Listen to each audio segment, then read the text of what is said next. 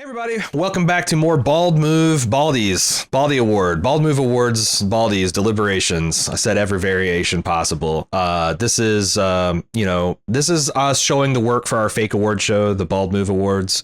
We do not intend this to be something that people necessarily watch and listen to, but it's something we have to do to produce the show. So why not film it and make it for content for people? But yeah, if you're looking for the actual Baldies Award, there should be attached to whatever media that you're watching some show notes or some YouTube video description that will have the link to the official Baldies Awards ceremony for 2020. That's the thing that you want to watch if you just want to see who won and our brief arguments for that. And also what the community thought, because we're not going to be getting into that today as well. What are we deliberating about today, Joe? I have a couple categories up on the docket. First off is Best Female Actor. And then we'll follow that up with commissions. Yeah. And just, to reiterate without reiterating, last time I went on a kind of discussion of, the whole male female categories and how they might be untenable in the near future. But yeah, if you want to hear that full thing, go check out the deliberations for Best Male Actor. Okay, doke. Let's bring on the ladies and debate about them. All right, give me 1 second. Let's sort through them. Don't need this. Let's rank them by the value that they brought to us. We've already done that once in the history of Bald Move. I have zero interest in doing it again.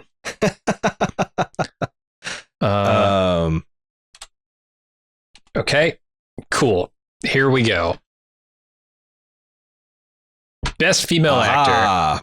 I'll go ahead and run down the nominees in no particular order, just as we considered the show. Here we go. Jurnee Smollett as Letitia Letty Lewis from Lovecraft Country. Wunmi Mosaku as Ruby Baptiste, Lovecraft Country.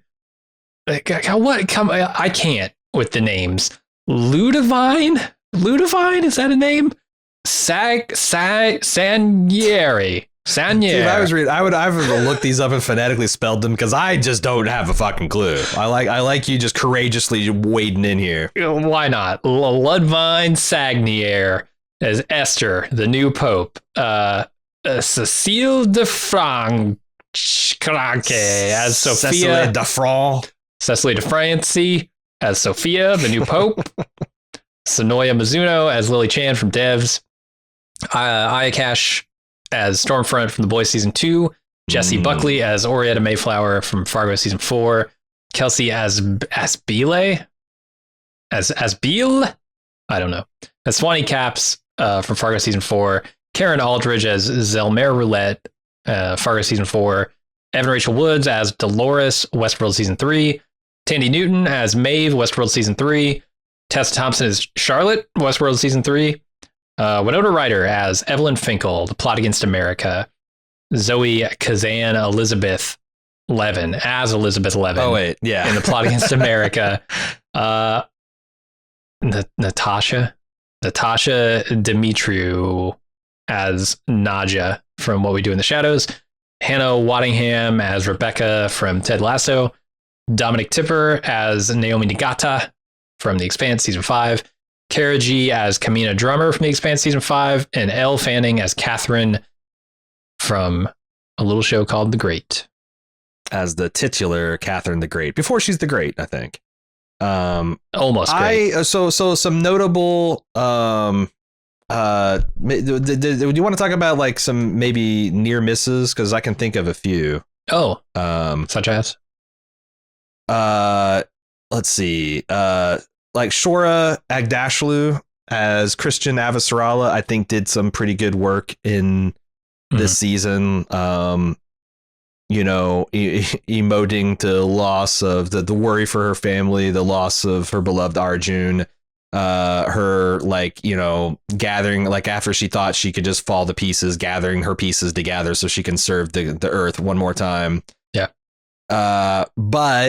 But she is a much more marginal character this season than she's been in previous. So it's one of those things where she's still doing great work and she has some great scenes, but not nearly what the other ladies were doing on the show. I'm trying to think if there's anything else that we could have possibly missed. Yeah. Is there anything ones that kind of like that? Because I know, like, just like we did for the best male actor, there's a couple people we preemptively like, oh, they're just too bit because we don't have supporting characters. But none are springing to mind. That's the one I can think of. Yeah. I'm sure there's somewhere leaving off this list. We could go back to the drama category, but I don't want to show that yet.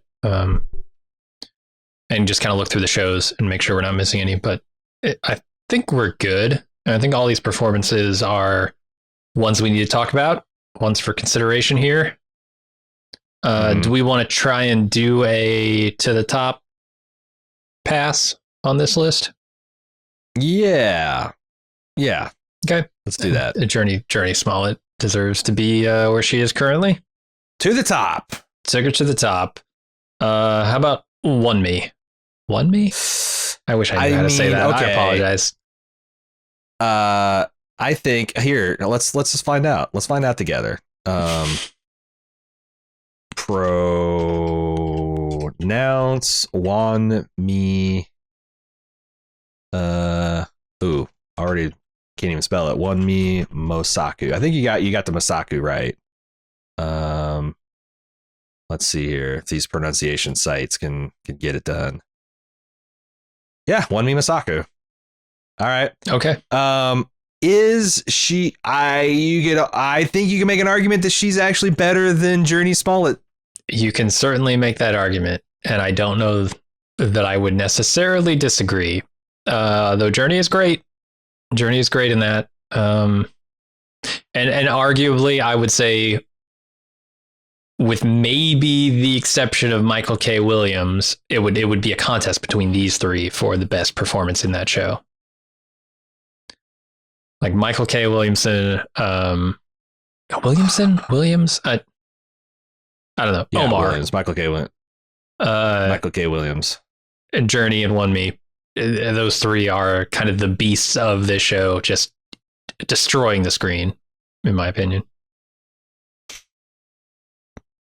I kind of want to give it the One Me, but like some of it might be special effects because holy hell, her bursting out of the skin effect every single time was fucking a lot to deal with. Yeah, I really love her whole department store arc. That's her arc, right? Like, yeah, becoming a white woman and going and getting a job at this department store, the department store she wished she could work at as a black woman and couldn't. The also the examination of relative privilege because she's sleeping with a white man who's actually a white woman because that's the apex creature in America. Critter America is a white dude, reigning champ still. It's really great stuff, and also I really like the personal dynamics between her and Journey because Letty is kind of like the heroine of the story, but she I think does her sister kind of dirty. And there was a lot of like genuine pain that they were able to manufacture between those two. Yeah, something about an inheritance and it being kept from one of the sisters by the other, and it was right pretty intense. Yeah. For reasons that you think are malicious, but maybe are not as malicious as the other one wants to believe. I'm trying to like go back and like, did they ever resolve that in like Letty's favor, or was she just always kind of portrayed as a little bit? Sorry.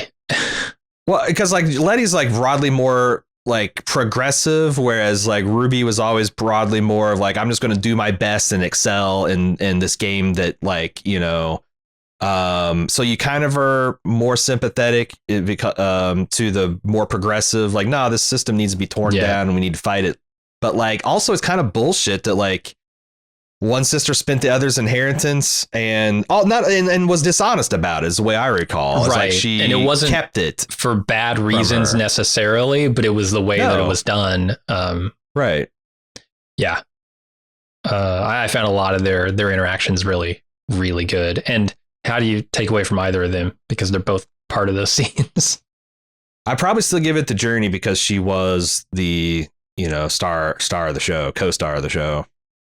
And also man, she had some no slouch moments too with, I remember particularly when she joined with all the ghosts of the people that this mad scientist character or whatever had butchered, and to dispel a current evil, like that stuff was really powerful, worked really well. Her, going and in the astral plane, kind of like to I think, man, as I said, I'm really having a hard time thinking about all these scenes and how they connected.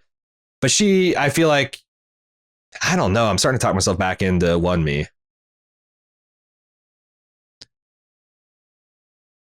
Huh.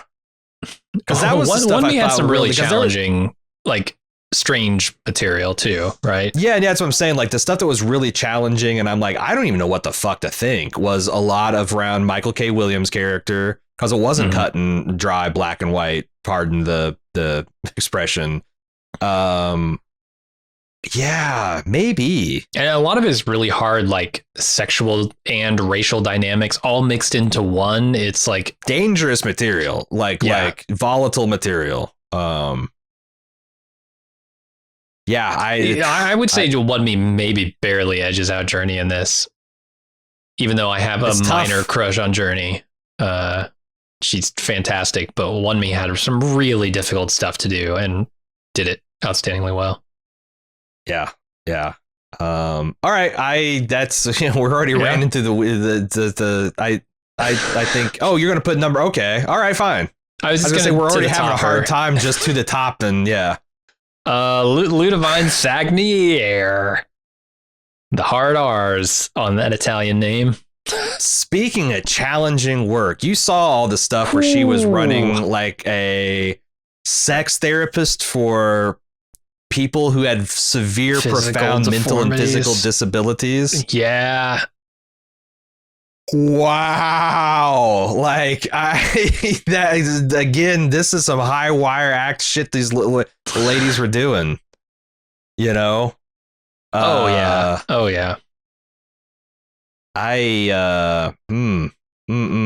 Yeah, I think it's telling that the women all this stuff is like, and I compared this to anything, like even like Anthony Starr. It's like you played Nazi Superman, right? Like, yeah, you're the villain, but you're also the most powerful thing in the year. Yeah, like this part of the thing that makes this drama work is like these women are not the most powerful. They're arguably pawns of the systems that they're fighting against, trying to find little advantages. And when they, like Esther's arc in this is like trying to find joy and spirituality in very morally gray things that she's also getting paid a lot to do.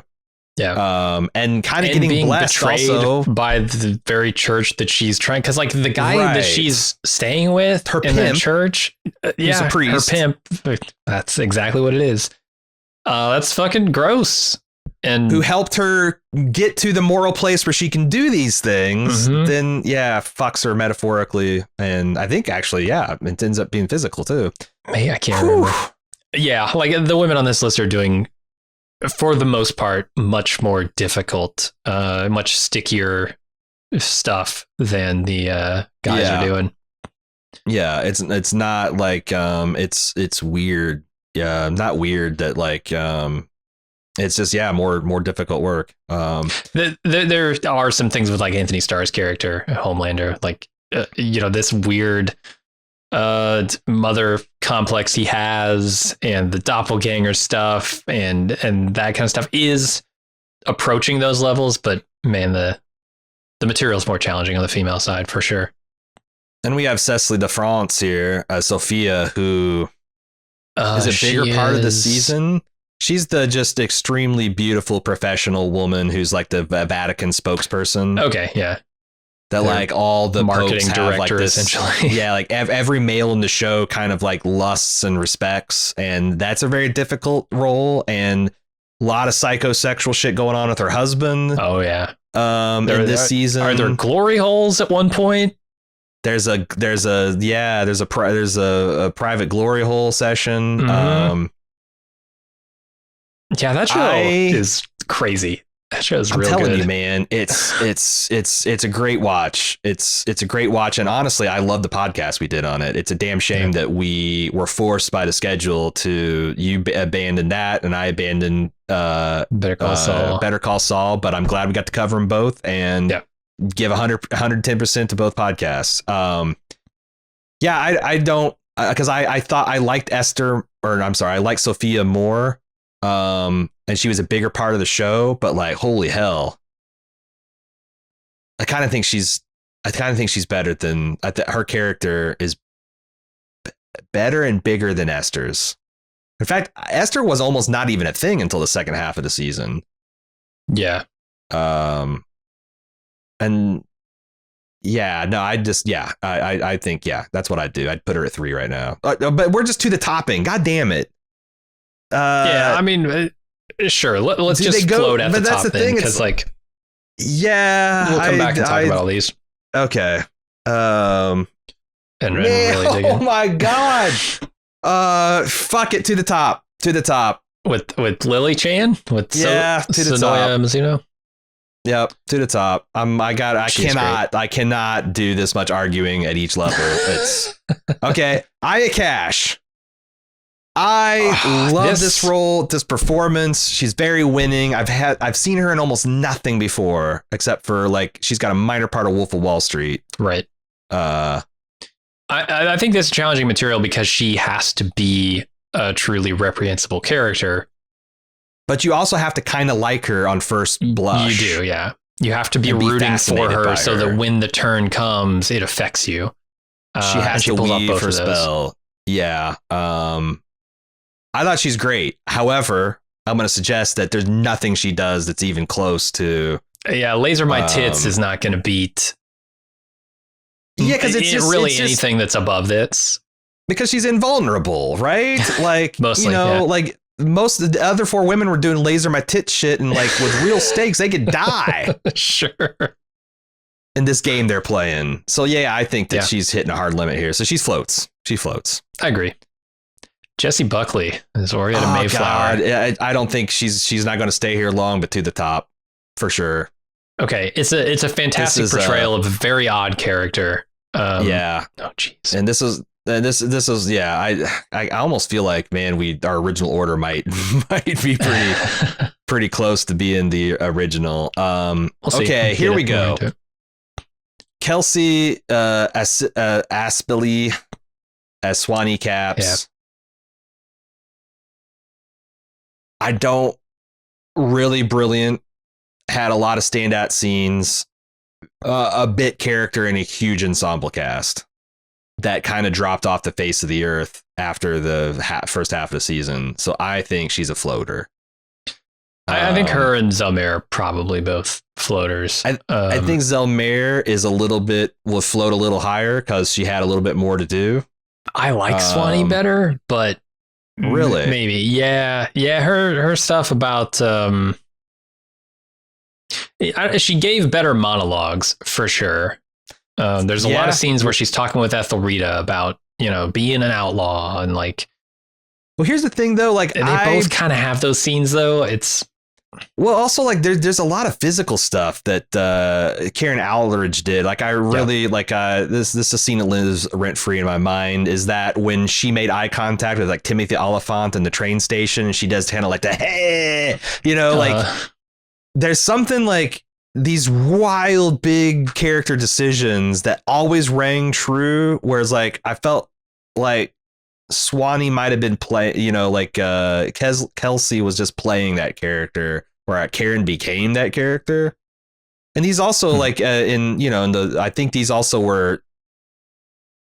think these roles were written for 2 specific actors in mind, and I do not know why that it happened that they were not able to play the characters, but like these guys are like could easily be in the poor man's version of these roles, and they didn't. So I am having a hard time moving them to the top though with all this other stuff. Yeah, but like I said, they I think these roles were supposed to be Amber Midthunder and Uzo Aduba. Oh. And they got people who were very on the Amber Midthunder and Uzo Aduba kind of mold. But like, I instantly forgot that as the season wore on, or like essentially from the first character moment. So like I said, I put Karen a little bit over Kelsey, but I don't think any of them go to the top. Yeah, probably not. Let's talk about Westworld. Okay. Westworld suffers from being Westworld. I think all these ladies are going to get Tessa Thompson. Okay, how about this? Tessa Thompson, clearly the best of the three. Yeah. Because Tandy Newton had to do a lot of cool stunts, and I don't think she had it in her. And Evan Rachel Wood does, but also like some of her big stunts were in the half of the season where the stunt coordinator just wasn't, and the director just didn't give a shit. They called in sick that day. Yeah. And this is a slick science fiction action show with a lot of hardcore philosophy with great actors, and like just sometimes the material doesn't line up. But I think, you know, how do you feel about her going above Fargo? That's I maybe even up above Stormfront, because it's hard. Like what she was. What did she end up being? A shard of the Evan Rachel Wood's Dolores, yeah, core fragment or something like that. A clone? Which then had like this, not necessarily crisis of conscience, but like this divergence from her personality. She evolved into her own person. I thought that's a pretty hard thing to do, and I thought she was kind of killing it. Mm-hmm. And she had a lot of like power fantasy stuff against Man in Black, right? She had him committed at one point. That was pretty cool. Took over, conducted a hostile takeover. Some really good scenes. Also, like I thought, like it's her big like breakout scene. I thought they did like someone actually paid attention to the staging. That's at the big like metal security robot ready to rumble, like that whole sequence of her breaking out of that facility, and like they really thought about like like you got this kind of Terminator character that's slowly stalking, and that's cool, but if she's taking bullets all the time and getting her face blasted apart, it's less cool. So they always like very thoughtfully had her methodically walking, and she's just one step ahead of the security team. Mm-hmm. So she's plausibly missing all these hail of bullets and can coolly deliver one or two back. And like, it's honestly, that's half of action is just blocking and staging. Yeah. I noticed that like, so I watched John Wick just a couple days ago, and I noticed something they do where the action is really always tight on John's Wick, but the camera always like smack. Oh yeah, there's just John's close Wick. Up on the crotch all the time. John's Wick Hopkins. But they always do this thing where it's like they're tight. They're just enough in the frame for him and his primary antagonist when he's doing these big fights, and the camera jump pulls its focus to the like if they're like if he's fighting someone on the right, then they smash focus to the left side just as this guy comes. So they don't have to worry about staging. They can essentially do like if you shot this wide, it'd just be dudes standing in line to fight John Wick. Right. But they're able to kind of cheat to keep your attention. Like they don't give you enough context to know that this fight would look really stupid. Yeah, and like I feel like it's a departure from the first John Wick where they did mostly bigger, longer takes, and they do some of that in John Wick 3, but they've run out of imagination and they're just trying to keep the fights. And the knife I feel like that's the only good one, sure. But there's an art to that. There's an art to the blocking and staging, so you can make someone look amazing without the other opposition just looking stupid. And Westworld's always struggled with that. Tessa Thompson was a beneficiary of a director who kind of got that. Yeah. And if no other reason, that's why she's better than the other three performances in the Westworld. Yeah. So and Evan Rachel Wood I believe it's Wood, not Woods. Didn't have that benefit. Her shit. We've gotten pretty far from to the top though. We're supposed to be doing like God damn it. So I don't think either of them were going to the top. How about Winona Ryder as Evelyn Finkel from The Plot Against America? Both of these ladies to the top, the next two. And Zoe Kazan as Kazan. I don't know how you say it. As Elizabeth Levin. Yeah. Oops. Both to the top. Yeah, I haven't seen that show, so. Well, I saw the first episode. How about Natasha Dimitriou as Nadja from What We Do in the Shadows? It's a comedy role, but I think she goes to the top. Yeah. Yeah, she's arguably the best part of that show. In a show full of very funny people. Hannah, here's the question, because like this is another Ted Lasso. comedy role, but I don't think she makes it to the elite level. She does a very tough. I think she does something tough where she is essentially a stunningly beautiful, like late 40s, early 50s, like wealthy woman. And you don't take her seriously at all. You think she's an idiot, a flibberty gibbet. And then she becomes the primary antagonist of the show. And then Ted Lasso turns her good through just a sheer force of his goodness and will. And it never is like, none of these are like, it sounds so fucking stupid. And honestly, I fought liking the show. Like I've talked about this. Yeah. I fought liking the show so hard, but like it eventually won me over. And she's a big reason why, because like that's a wild swing of character and it never felt false. It always felt, you know, I was almost like, damn it, Rebecca, why? Rather than, you fucking like, I don't think it's to the top, but she did really good work. Is it? Do you think it's really good work? She's a lot of the reason why Ted Lasso works. No, that's what I'm saying. It's not even elite for like we just sent to the top an elite comedy performance. This is not an elite comedy performance, so it's not going to do well. Okay, to the top, Dominic Tipper. How about Kara G? Tipper, as Naomi. Do they go as a pair temporarily at least? It seems unfair to float her, but to the top is probably a little bit. But yeah, I think they both go to the top. And then finally, Elle Fanning as Catherine from The Great. I think is boy, this is a dramedy, and it's funny, but she's kind of like the straight person. Mm-hmm. She carries the show harder than Hannah Waddingham. Fuck it, to the top. Huh. Okay. To the top. And then let's get to the, like, is this better than this? Yeah. Okay. All right. Elle Fanning. Yeah, is Dominic Tipper better than Elle Fanning? I would say yes, but I haven't seen Elle Fanning. Yep. She's better. Super better. Like Dominic she's always been one of the better actors on The Expanse, and boy, she puts on a clinic this. Yeah. The only thing that keeps her from like Naomi. Wild runaway success is like I have a few problems with the her arc itself. Right. But yeah, none of the problems are with her performance. Okay. How about Kara G as drummer? I think Kamina she's drummer. better than Elle Fanning, but she's not going to be better than Dominic. Agreed. And a lot of people are saying that this is like a pretty one-dimensional performance. Like she's just a feminine avatar of like rage and like impotent rage, for, you know, like all this anger and power, but no real plausible outlet for it that doesn't get her and everyone else killed, which I actually like. I actually like a hothead character who actually has a little bit of a rein. Yeah, has to put a leash on it. Mm-hmm. Yeah. And the other thing is like I kind of feel like her best work might be in episodes we are yet to see.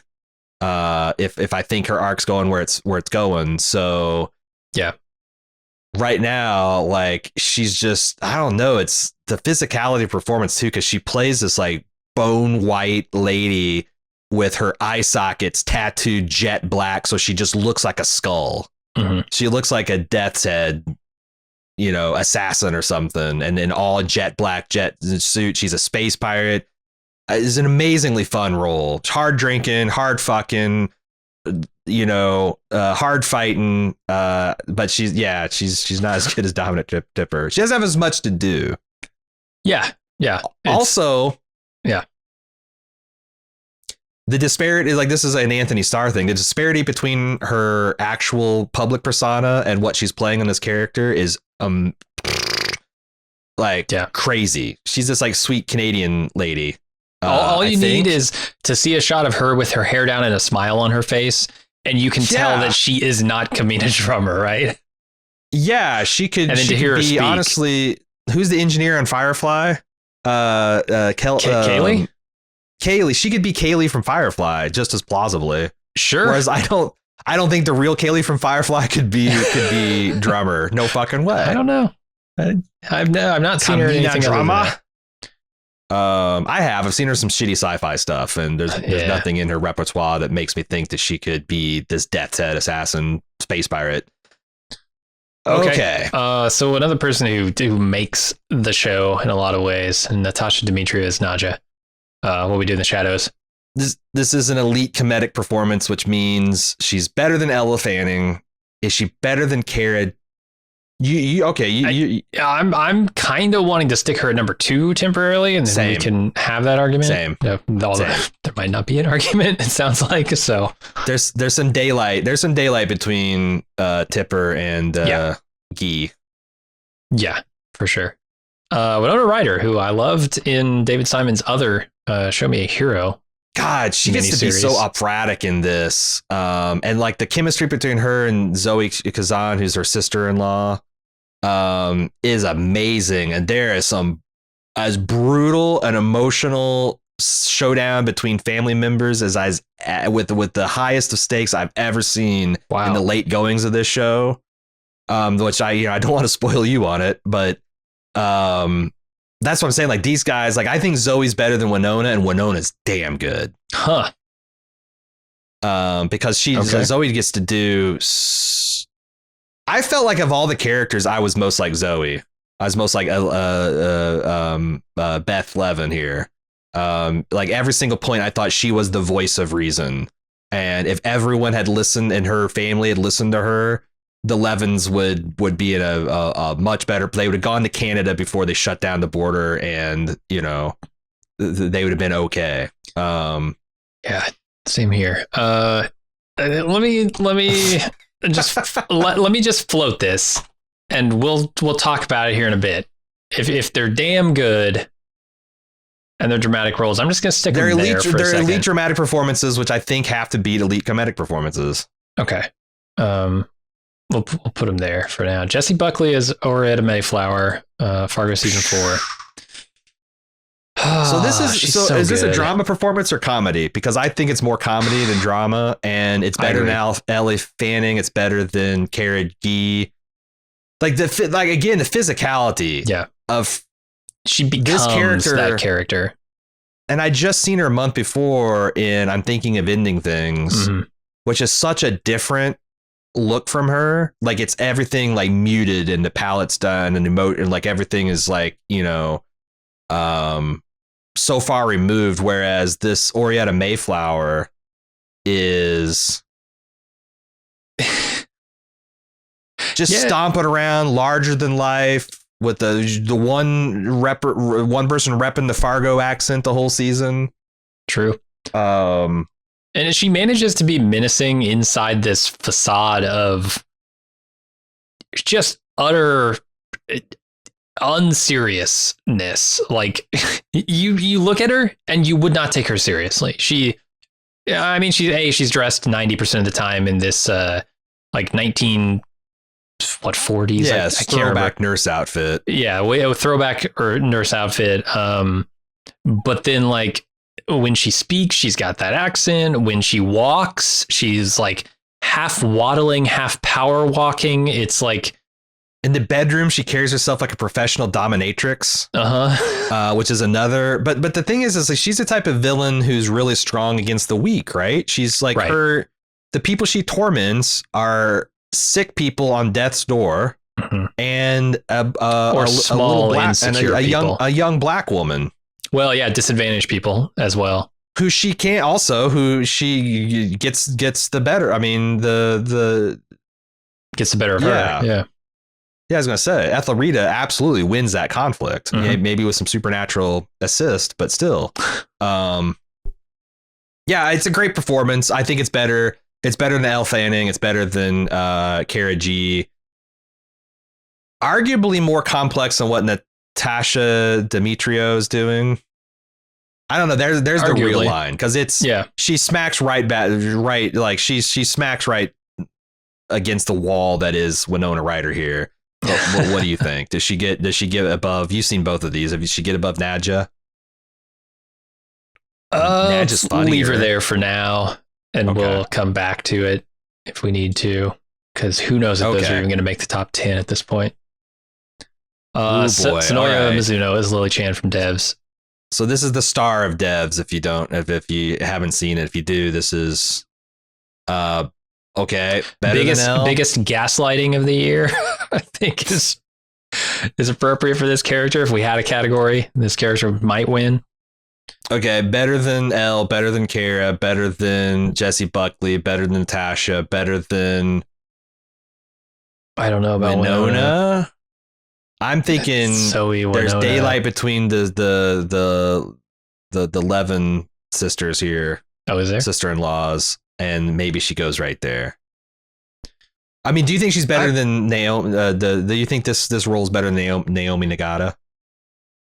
Because I think there's an argument to be made. The tone of that show gives it like an air of quality that maybe it shouldn't, right? Like I'm thinking back to the tone of that show, and it's like, okay, they're both sci-fi, but honestly, one is more grounded. Yeah, Devs is tomorrow. Right. Devs the could happen is now. Most certainly 300 years in the future. Yeah.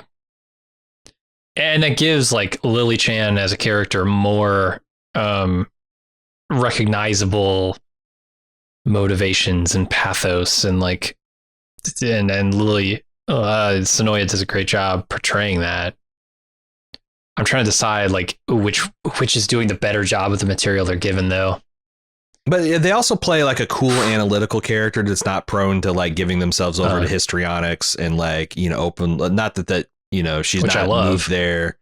Yeah, she's not moved there, in places where she gets overwhelmed. But like, this is one of those roles where it's a lot more reserved. It's not like an Ethan Hawke. I'm screaming, about freeing. There are those breakdown scenes, right? There's a scene or two where she's asked to give a seriously emotional performance, but most of the time, she's cooler, more even. And they really sold. There was like a double, triple twisty kind of like playing the audience and the characters that I thought they pulled flawlessly on Devs. Refresh my memory. It's been a while. It's been months. When she had to go back to the Devs facility and sell herself as someone that's having a mental break. She ends up on the ledge, Ends up on the ledge and all of that. Like I even thought that there was misdirection, but it's like Mr. Robot level, and like it was actually triple misdirection. I thought that was a great scene, but that's a lot of writing, honestly. Yeah, I mean, a lot of these performances are supported by outstanding writing, but it's the nature of it. I'm kind of fine with it being there. I think you can make an argument because, again, that's the thing about these Simon joints is they're such an ensemble that like it's whereas the Devs like main cast of like 8 people, like main cast of like what 2 or 3, and like expanded cast of like 7 or 8. It's a lot tighter of a show, but I think that's fine for now. Okay, I mean, obviously I haven't seen Plot Against America, so I'm gonna take your word on that, and we'll move on to Wunmi Mosaku for Lovecraft. Ruby Baptiste as Lovecraft Country. Man, I have a hard time not just like. I mean, immediately she's in the top like 4, and discussion for number 1 with all of these others. I think her and Journey both are to the top. And then, okay. Do you really think? Because I don't know how in the tank you are for Dominic. I'm pretty in the tank for Naomi. Dominic Tipper's Naomi Nagata, and she does like high stakes, emotional work here. Yeah, it's just not as complex as the stuff Like it's the material that holds her back here, I think, because I believe she could pull it off if she had slightly more complex material. But like the stuff that they're doing in Lovecraft Country is just it's all so out there in terms of like the extreme situations allow you to explore like real dynamics in a way that I feel is harder to do than if you're just telling a straight up story that doesn't involve like blood magic and body swapping. It's like if calling great ones. If you go to the pier and you think, my spouse here has like a really big forehead, and you've always like kind of thought maybe she has a slightly big forehead, but you go up to the caricature artist and the caricature that they produce of you is just a massive forehead. It's like 90% forehead. And you go, oh, yeah, actually, no, now I totally see it. That's what they're doing. That's the equivalent of what they're doing with the racial issues in this show, because they're taking them and they're just blowing them off the charts. It's up to 11 on everything. Yeah. But somehow that provides a lot of clarity into the issue. And you can start to see where maybe if it was subtler, me as a white person, me as a man, a lot of people wouldn't get what they were putting down. Yeah. Like I said, I think they're easily, I think but all that work is better than the stuff on The Expanse. I think so. But it's also designed to be that way, Yeah. Yeah, like I said, Dominic Tipper, I'm not taking anything away from her. The material is not quite as complex. Yeah. And like I said, what they're doing, I think what they're doing in terms of like war and relations between nation states and terrorism on The Expanse is very similar into what they're trying to do with like race relations in America with Lovecraft Country. It's just that like, the material is turned up to 11, whereas Expanse tries to keep it grounded at all times. Yeah. So, and that has advantages and disadvantages. Okay, where are we at now? I think we're down to Elle Fanning as Catherine the Great. Whether we should. Well, I think we've already decided she's not as good. I think she's there. I think she's there. Oh, are we here now? Is that where we were? Yeah. Have we gone through this list like 9 times already? I'm losing track. No, this is our first time through with the actual fine tooth comb. Okay. Talk about complex stuff. This is also it. Okay, because like honestly, the last episode is not going to change your mind about any of these two women. Which do you think is better? I felt like, God. So I don't remember as much of Sophia's stuff, and maybe it's because it peters out at some point. But what ends up happening? Because I remember there's this like power dynamic between her and her husband, and he ends up. She ends up taking him down in a conspiracy, he ends up being like a conspiracy pedophile ring, right? I don't remember the resolution of that as regards her character. I think if I recall correctly, it cost her position at the Vatican to do what's right, but she does, and like we leave her on like a celebratory, like I'm a free person note. Same with Esther. So kinda. I don't know. Like I Esther. She seems to find her faith. Didn't Lenny psychically murder somebody? Or no, she did. She psychically murders someone? She strangles like the madame of the situation. Death. But then doesn't that person come back to life? Like that person miraculously comes back to life, so she doesn't get, like I think. Yeah, there's a scene on like a balcony or something. No, she becomes a terrorist with the red-hooded Lenny.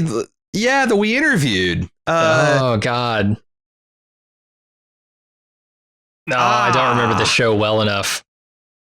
This was the first show we covered in the year. I think that was what you're missing in the finale. Yeah. I think you're missing. Yeah, literally, it's the first thing we covered this year. But yeah, no, she went off got so jaded from her experiences with the church and this pimping business that she went to go join the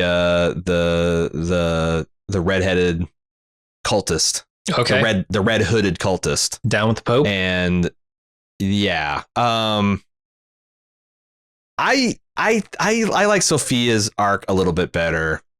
Okay. Because I also think that like, and I got this impression talking with the red hooded cultist lady, that there was more to that they were going to try to build up to, and they just ran out of time and narrative stuff. So like, I think I preferred the Sophia to the Esther, so I'd put her above it. Now, both of these I think need to go way up. Like, can we move them as a unit for a minute?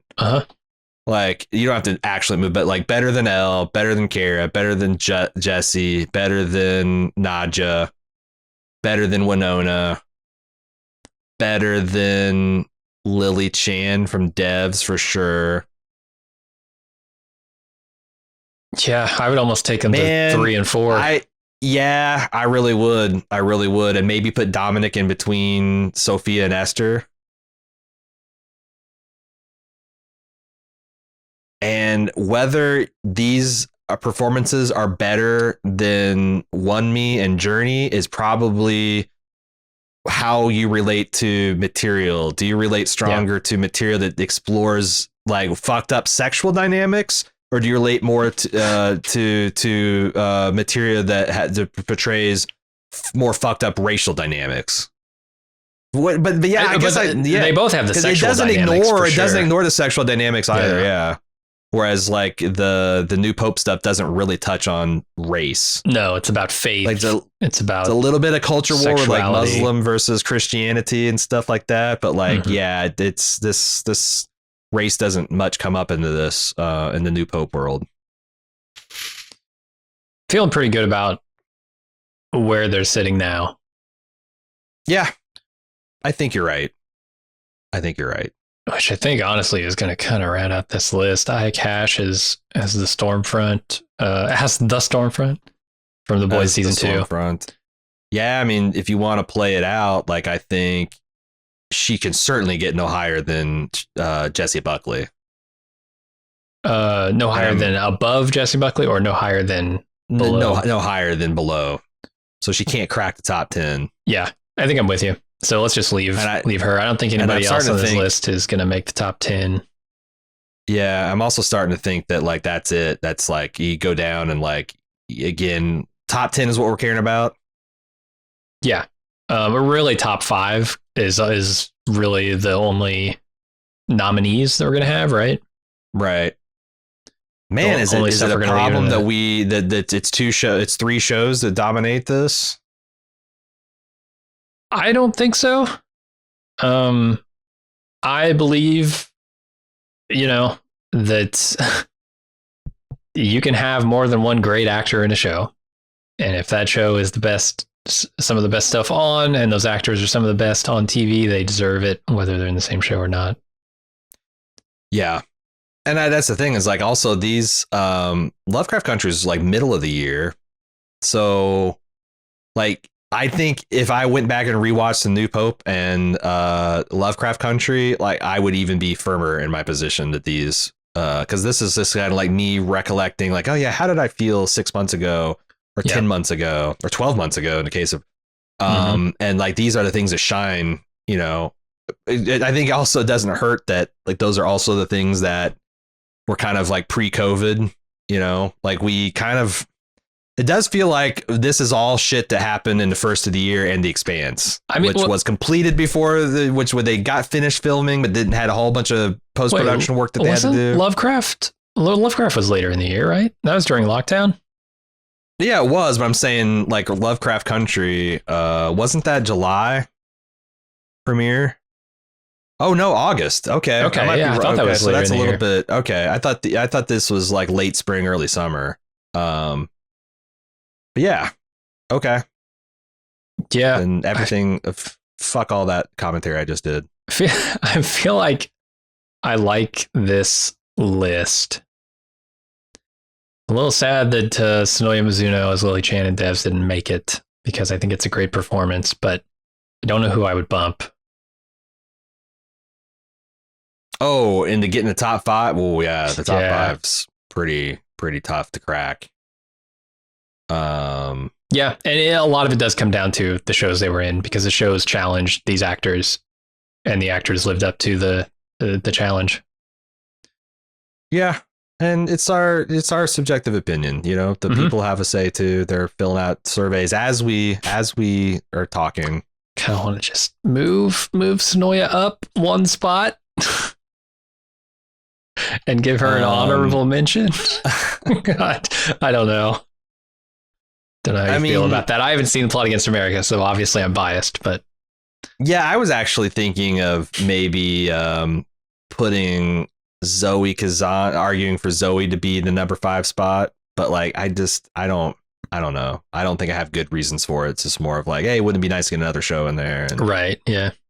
The thing is, I don't know. The Plot Against America also is a cautionary tale that is assuming that America gets, becomes a kinder, gentler place in the next 4 to 10 years, is going to become something that's less and less. It's kind of like, what was the fucking Wolverines movie? Red Dawn.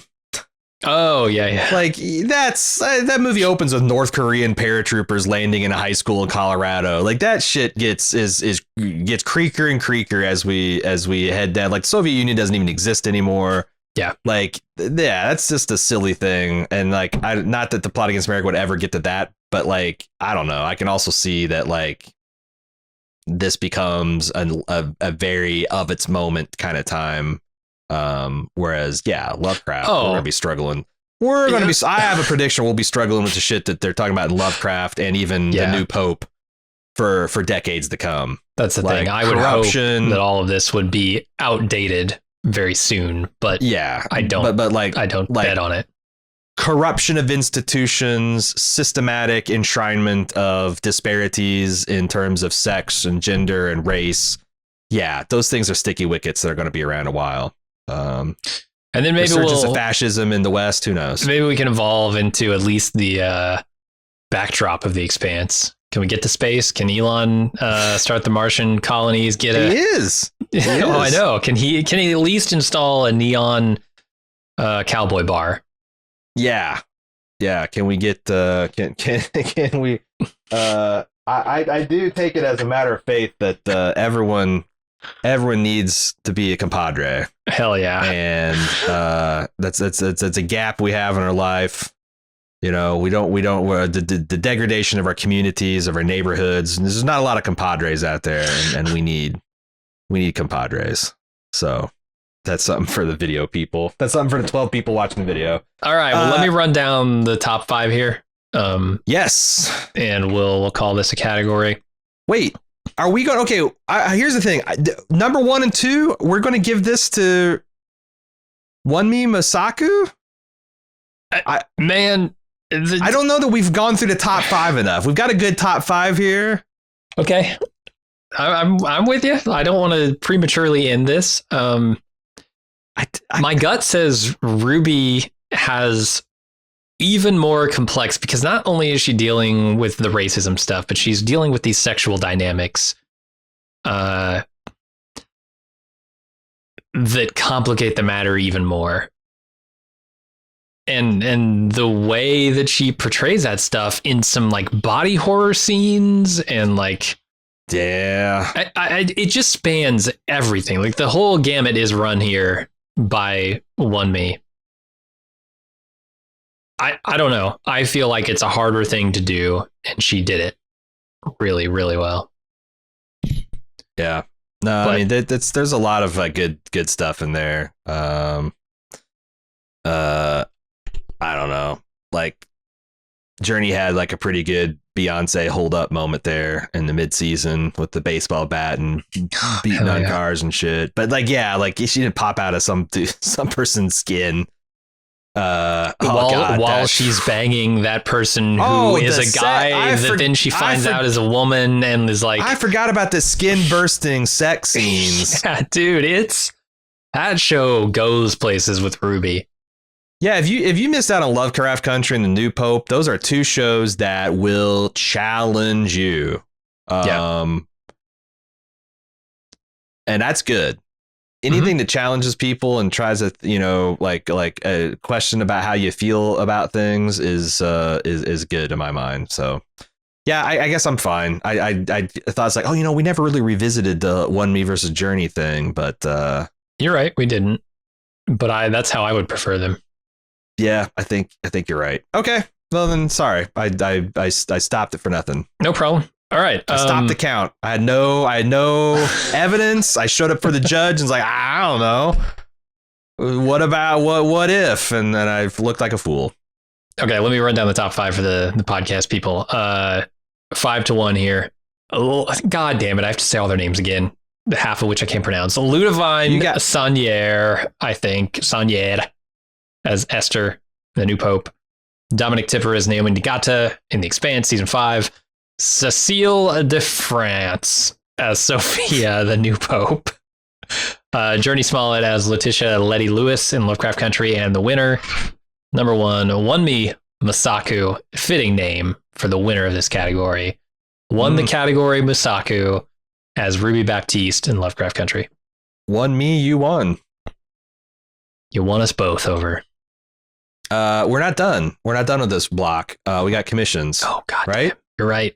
Oh, get these best dramas out of here. Altered Carbon season 2. It's going to be the winner. Yeah, Spoiler. we've already pre-debated that. That's evidence that we have not, because I will quit Bald Move if that ends up winning the best drama. Okay, next category. Altered Bald Move is what it's going to be. I'm going to take my chip. Jim. I'm going to take my spinal chip and load it into a new host. I'll be fine with that. Can I just have Joel Kinnaman's abs? Is that possible? Abs and pecs? Can I just if you leave, I'll take Captain America's. I'll take Captain America's body. I don't give a shit. There you go. Yeah. Anthony Mackie. I'll look really funny on my head on his body though. But that's right. It's a whole body swap. Now you're getting Get Out territory. Oh, Lovecraft Country territory too. Sure. Fucked up. Right. Yeah. Body torso swap shit. That was weird. Whew. Okay. Next category is best commission. So obviously these are the commissions, all the commissions we did this year, which this year we opened them back up like halfway through the year. So there aren't a ton. Yeah, late in the year. I hoping we didn't miss one too. It's just like, it'd be us. It'd be so us to miss having a top 10 because we screwed up and miscategorized one. Because honestly, we just go like the way we build this quarterly. If people are curious about this, we build these lists quarterly.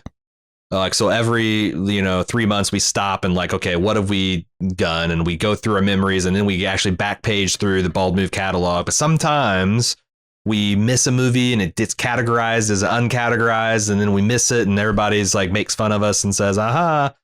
I hope, because like last year, I know we boned up a big category. We completely forgot something. I don't think it would have won, but it would have been in the conversation. So I hope we didn't.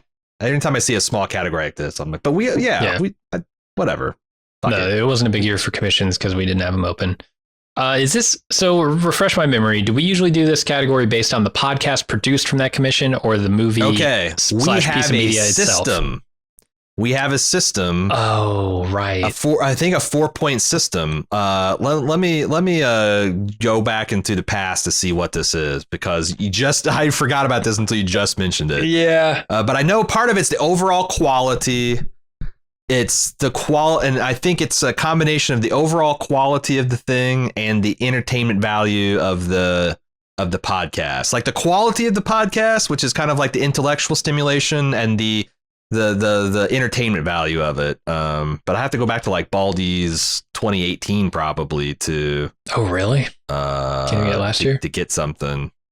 No, because we didn't do commissions last year. Baldy's 2018. Here we go. Find commission. Here we go. Oh Christ. Okay, yeah. All right. So we have the SFIM method. On a scale of 1 to 5, highest surprise, highest the fun, our interest, and the media quality. So like surprise, like how much fun we had, its inherent interest, which I think is like the depth of the analysis and whatnot, yeah, and the quality of the media itself. This is a very fluky, swingy category. Yeah. I've never been happy with how we do it, but It's this is for how funsies. we do it. Okay. Okay, so in no particular order, the entries are The Killer Within / Made to Suffer, which is a fan edit that someone had us review that they made. Risky. The remix of the Governor arc of, what is that, season 3 and 4 of The Walking Dead? Yeah. Yeah. I think season 3, actually. Mostly the first part of season 3. I'm not going to say the whole title of this one. Les Mis from 2012. Apparently it's Les Miserables. You don't do the last Les. I've been saying it wrong all these years. Or something. I don't know. It's French. I'm not Les French. Mis. I don't feel like I've earned the right to try and pronounce that. Lord of the Rings, Fingers of the Ring. Fellowship of the Ring. Fingers around the ring. Fingers in the ring. Yeah, Lord of the Rings, Fingers in the Ring. Lord of the Rings, Triple Tower, something. The Triple Tower the two threat. Towers. Okay, the two towers. Triple Tower threat. And Lord of the Rings, T-Rock. The Return of the King. Okay. It could just be Return of the King. Yes. Is it the? I guess so. All of those Lord of the Rings movies were commissioned this year. It's the Return of the King. We got to cover them all. And we'll get when we actually discuss it, the award winners will actually dig out the commissioner to give them, but I didn't. I know a couple of these off the top of my head, but we'll give credit where it's due when they win. And then we round out the category with Galaxy Quest, Chaos on the Bridge, which is a Star Trek Next Generation behind the scenes documentary. Cows on the Bridge, Labyrinth, and Gattaca.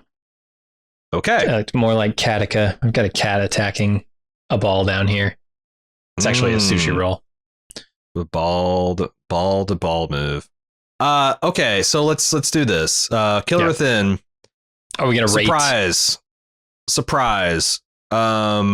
I'm fairly surprised I'm gonna get this pretty high because I when someone came to me and it's like, hey, I did a fan edit at The Walking Dead. You guys have been talking about doing this. I finally did the thing. I want you to judge it. Like, my anxiety went off the fucking charts. This person's gonna pay a lot of money to get me to potentially shit over their fan project that I put them up to. Oh boy. Can I say that I think we all understood that there was a better cut of that somewhere inside those episodes? And so it wasn't crazy surprising that this could be done, but it was also fairly surprising that someone did it. and it pulled off and as fair as pretty professional. And I think hands down improvement over the original material. How does that number feel? 4 for surprise. 4 feels pretty good. 4, it's because 5 would be we both didn't think it could be done and we're shocked. But we always thought there was a good show buried under all that fluff. Yeah. And turns out, and the ratios, I think he used 5 hours to generate an hour and a half. That's kind of the ratio. He was able to boil 4 to 5 episodes down to an hour and a half, hour and 45 minutes. Yeah. That's kind of damning. Right. The show. But it's a straight up better version of the early parts of season 3. So how much fun was the podcast that we did? I think this is not a not fun podcast, but it also wasn't a fun podcast. It's not standard. It's not typical levels of Walking Dead fun in the podcast because it's a better version of Walking Dead. Which, yeah. It's strange that works against it, but in the fun category, I think it does. I think also 15 minutes into this, I kind of relax and okay, I don't have to worry about this being shit. So let's just, because that thing is, I'm always kind of when I'm doing a first time commission of something I haven't really seen before, and this qualifies because I haven't seen this cut. I'm just oh God, I hope I don't hate this. Oh God, I hope I don't hate this. But I think this is a 3. Yeah, I'm with you. Do we have interesting commentary? I felt like we did have fairly interesting commentary on both the show itself and then how the cuts he made and how he did it. And it allowed us to talk about editing in a thoughtful, interesting way, which we don't get to do a lot. And it led to some interesting conversations about the material itself. I think, yeah, it's like a 3.5 to 4. We do bust these out. I'd say closer to 3.5. Okay. I think I'm with you. Yeah. And then the media quality. I mean, he's starting with a 1 for the actual show itself, right? Me too. And whatever points, whatever daylight there is between The Walking Dead and a 5, he's going to have to earn that. Mm-hmm. And I feel like he earned a lot of it. There were very few moments. There were a couple of moments where I was like, you know, this doesn't quite hang together. It could have been done a little bit better, and I see it. But like, for the vast majority of it, I was impressed. Where he just smartly intercut between material and like put all this, you know, really focused on a plot line instead of trying to like jump around 7 times. And like I said, if Walking Dead was this quality, it would be thought much better of. Like if they had just stopped wasting our time. So I could see this as being a 4 easy. Mm-hmm. It's not a 5 because there's only so much you can elevate. But 4 easy, yeah, easy 4. Okay, Les Mis. Here's the thing, like these things, like you tell me about The Surprise, because this is one of my top 3 musicals, and the one that just like I also enjoyed this because I felt like I needed a good cry. And I was watching this after the rest of the family went to bed. And not that I try to keep myself from, but I do try to keep myself from just snot bubbling, sobbing. And the last 30 minutes of this fucking movie, and I didn't even try to stop it. I just like, fuck it. I don't care. Baptize me with my own tears. But what did you think? Because I know you're not the biggest musical guy, and you went in this not, you know, I've seen at least 3 different real life productions, and I've saw the movie on opening day. So like the surprise of this was like 0.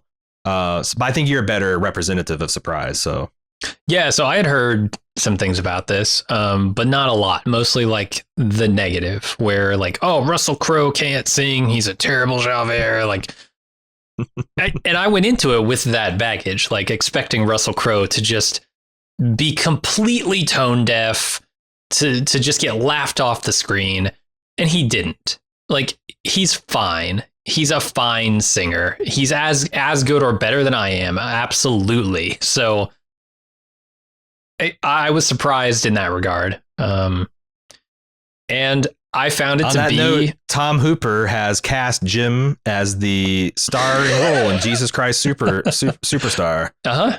Yeah. So I get to wear the Technicolor Dreamcoat, right? Please. You got your testaments mixed up, Jim. Damn. That's Old Testament. Damn. He's doing New Testament. Okay. So you got the Godfather 3 effect. You had heard how bad some of these things were, and they weren't as bad as you thought.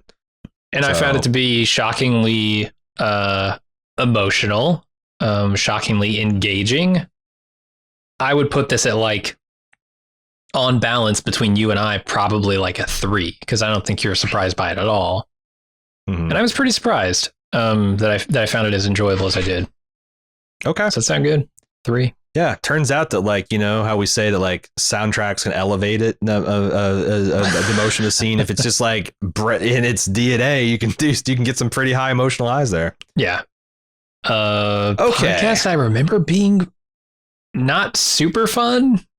I remember being fun. I also started it off with the live stream as like we all screened the Key and Peele brilliant like deconstruction of this type of Hollywood music, or big budget musical. And I don't know. I have a lot of fun. Like I think it's inherently fun when you and I find common ground on stuff that I didn't think we would. Like, I was really thinking that I'm going to have to carry this because Jim's going to kind of mostly show some polite interest in it. And then, but like, you were a lot more engaged with it. So like, I find that very high in the fun, but you're right. It's nothing like a Goonies or a Back to the Future, Willy Wonka and the Chocolate Factory. Wonka, where we were just like rolling, right? So 3, like, is that the default? That's default. If we can't say, oh, this stood out, I think 3 is good. Interest. How interesting was the conversation? That's a good question. I thought it was good. So we talked a lot about the revolutionary aspects of this. I know that much. And I really enjoyed those conversations. I found them engaging. The politics of it all. I liked sort of talking about Anne Hathaway's character and how I had, how good she was, and also how I wished there was more of her in this movie. Yeah, it's too bad she dies in the first act. I know, man. She's so damn good. More interesting conversations. See, I remember I came to a lot. This would have been higher interest if you had more experience with it, because I had some hot Eponine takes. I had some hot, some character stuff, but I'm not the guy to. Right. It didn't catch fire, because if you'd have been hardcore on the other side of one of those issues. Right. If you'd been a big Fantine stan or whatever, then we'd had some problems. But yeah. I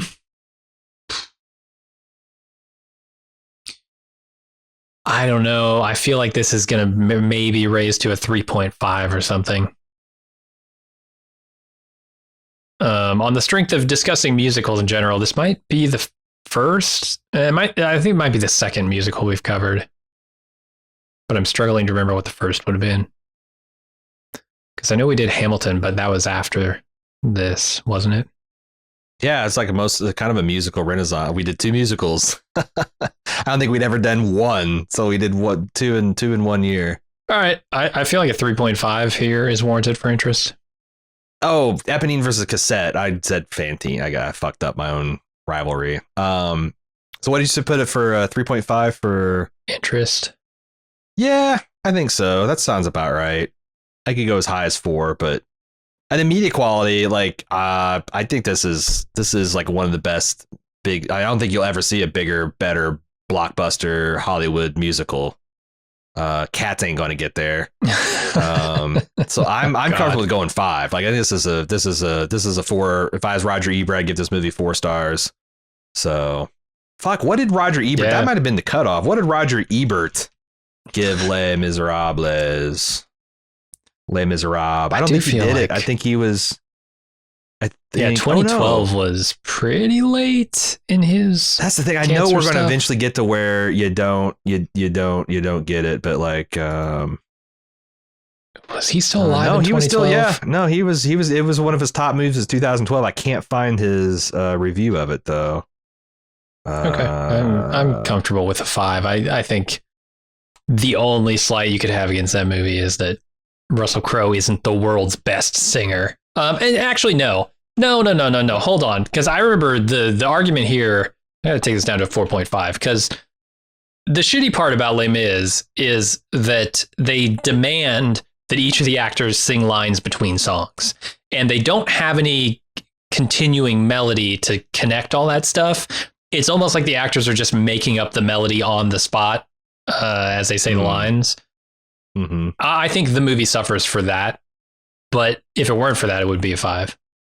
It's funny because they actually do a little bit less of that. There's a few times where they actually just go and deliver stuff in a stage voice rather than singing it, when they never do that in the stage. So it's actually really? less of that in this than yeah. But that was the biggest problem I had with that movie. So 4.5. I don't think Roger did. He was alive. He just didn't give a shit about the Les Miserables. So. Huh. Oh boy. Yeah, I guess he refused to write a review because he hated it so much. Well, every once in a while, he come off. Old Roger come off half cocked on a take. Video games, Les Miserables. Sometimes he'd have a corker of a take. All right, Lord of the Rings, Fingers Outside the Ring. This is the first movie, right? Yep. Okay. This is the first one, number 1. So here's the thing. And this is why I think this is such a fluky category.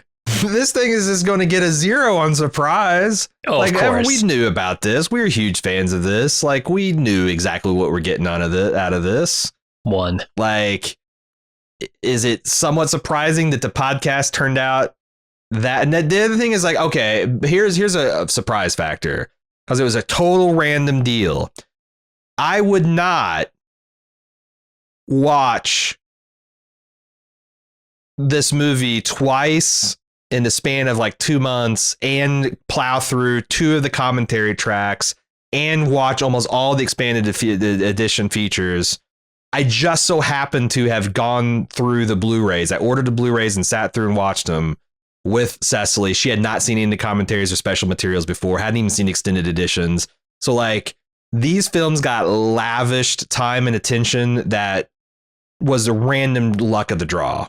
Really was. Okay. Like I have a lot of institutional history of this movie.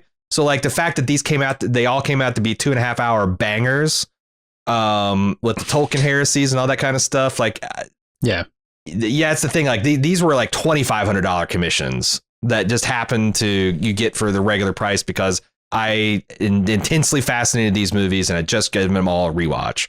So it's really easy to give. Like I didn't even give these movies a single watch. I watched them, every one of them with a commentary track I'd not heard before or heard recently to just give it a little bit extra juice. So I think that's at least worth another point. Yeah, the surprise of the timing is worth a point for sure. So 2 on all these for surprise factor. I think that seems reasonable because, like, yes, I'm not surprised at all that we both enjoyed the movies. I guess I'm a little bit surprised that you enjoyed them because I thought you might come out, wary of fantasy, ground down by Game of Thrones. So, oh yeah, in context with what I've been watching lately, maybe. But I remember liking these movies in the theaters when I saw them. I'm not a Lord of the Rings book guy, but definitely the movies held my attention. And not a lot of fantasy does that for me. I think I'm going to lobby for a 5 on the fun because I thought there was some solid Tolkien jokes. There was some solid, just like, good natured observational humor about the material itself. Yeah. Shadow fucks and and it's just, and like I said, like, here's the question. How do you differentiate between any of these?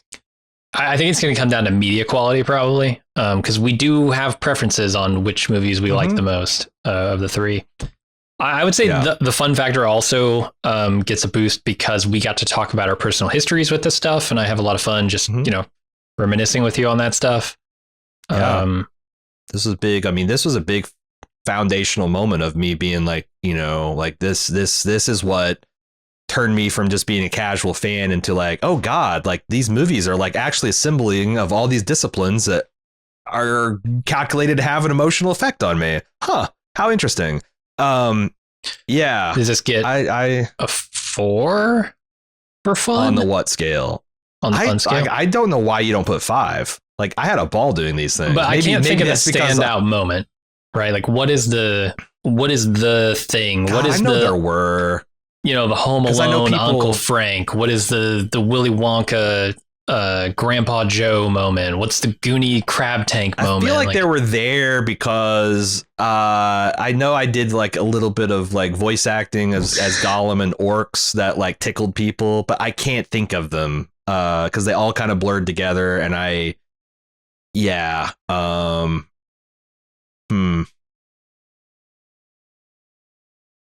mean, if I say 5 and you say 4, then can we compromise at 4.5? Yeah, I think so.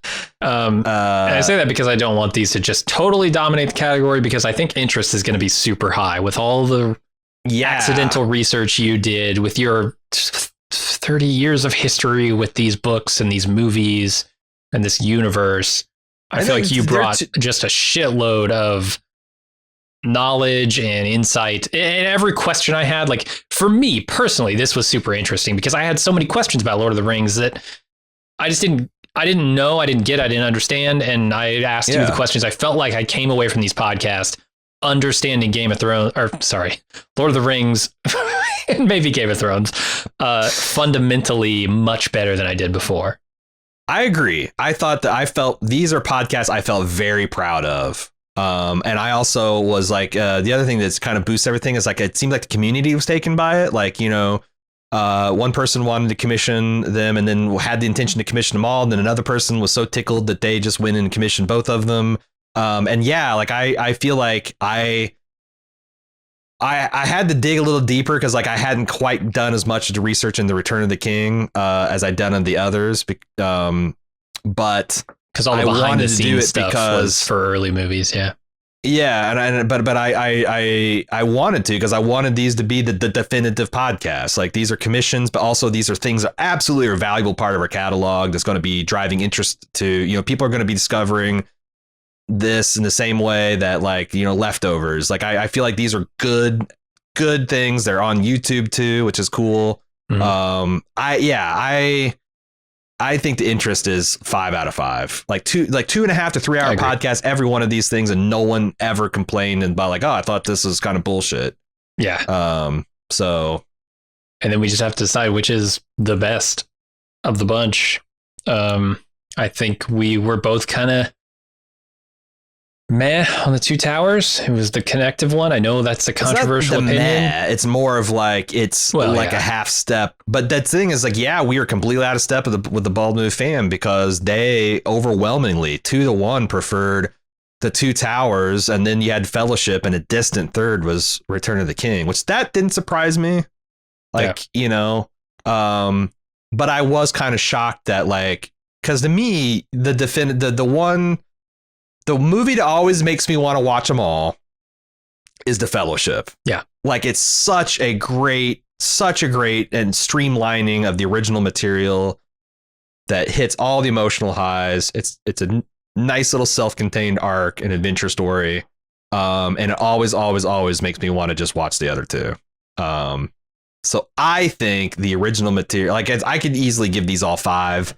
But if you want to like 5 and then, you know, 4.5, 4, this seems like shitty to Lord of the Rings. Yeah. Because I feel like maybe 5, 4.5 and 5, like based on how we enjoyed them. Okay. Cause here's the thing is like, I feel like I was partially persuaded about, with the Two Towers that it's really good. Oh, and I almost want to do like 5, 4.5. Yeah, I don't know. The biggest problem I had with Two Towers was the love story, right? Which is just basically a glance or two at each other and like 3 minutes of screen time that just complicates the movie that doesn't need to be there.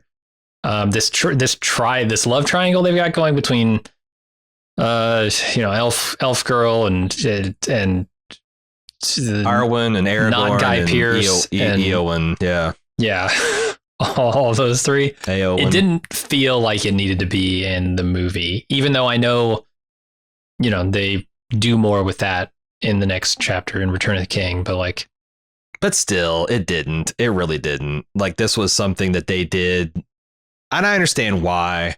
Because there's not a lot of women in this show, yet everyone loves this. And if you can get a little bit more representation in there, and it's not fatal, but like, yeah, sure. And even in the commentary, I think they thought probably if we could do it over, maybe we downplay some of this stuff you're setting up the no man can kill thing, right? Like the ring rape. Yeah. Eowyn already is an inherently interesting character without giving her the hots for, you know, Aragorn. And I think, like I said, there's seeds of all that in the material.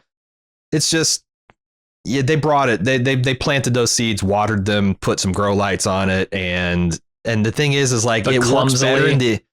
Yeah, it's the thing is it works much better in the extended edition, at least the resolution of it. But you had to go through a lot of kind of bad road to get there. So, yeah, I mean, I like all your points about the Two Towers being the middle thing, but I don't know because like Empire Strikes Back suffers from all those problems, and it's easily the best Star Wars. So, are we being a little bit, you know, structuralist here? Maybe I'm biased, but I think Empire Strikes Back handles that love story much better. Oh, well, yeah. I mean, I'm not going love story to love. I'm just talking about just in terms of character arc and being the middle chapter. Sure. I mean, I still think I do prefer the Battle of the Two Towers to the big battle of Return of the King. Yeah, you're not wrong. Even though I think technically it's much more impressive. Like Helm's Deep's good, real good, man. Yeah, real good. The only thing to draw the man, if you put the elephant scene and Helm's Deep and the surfing on the shield in the Return, it'd be no question. But goddamn, Legolas taking down an elephant is the most badass thing in the whole series. I love it. And him skateboarding down those stairs is the worst. So what are you gonna do?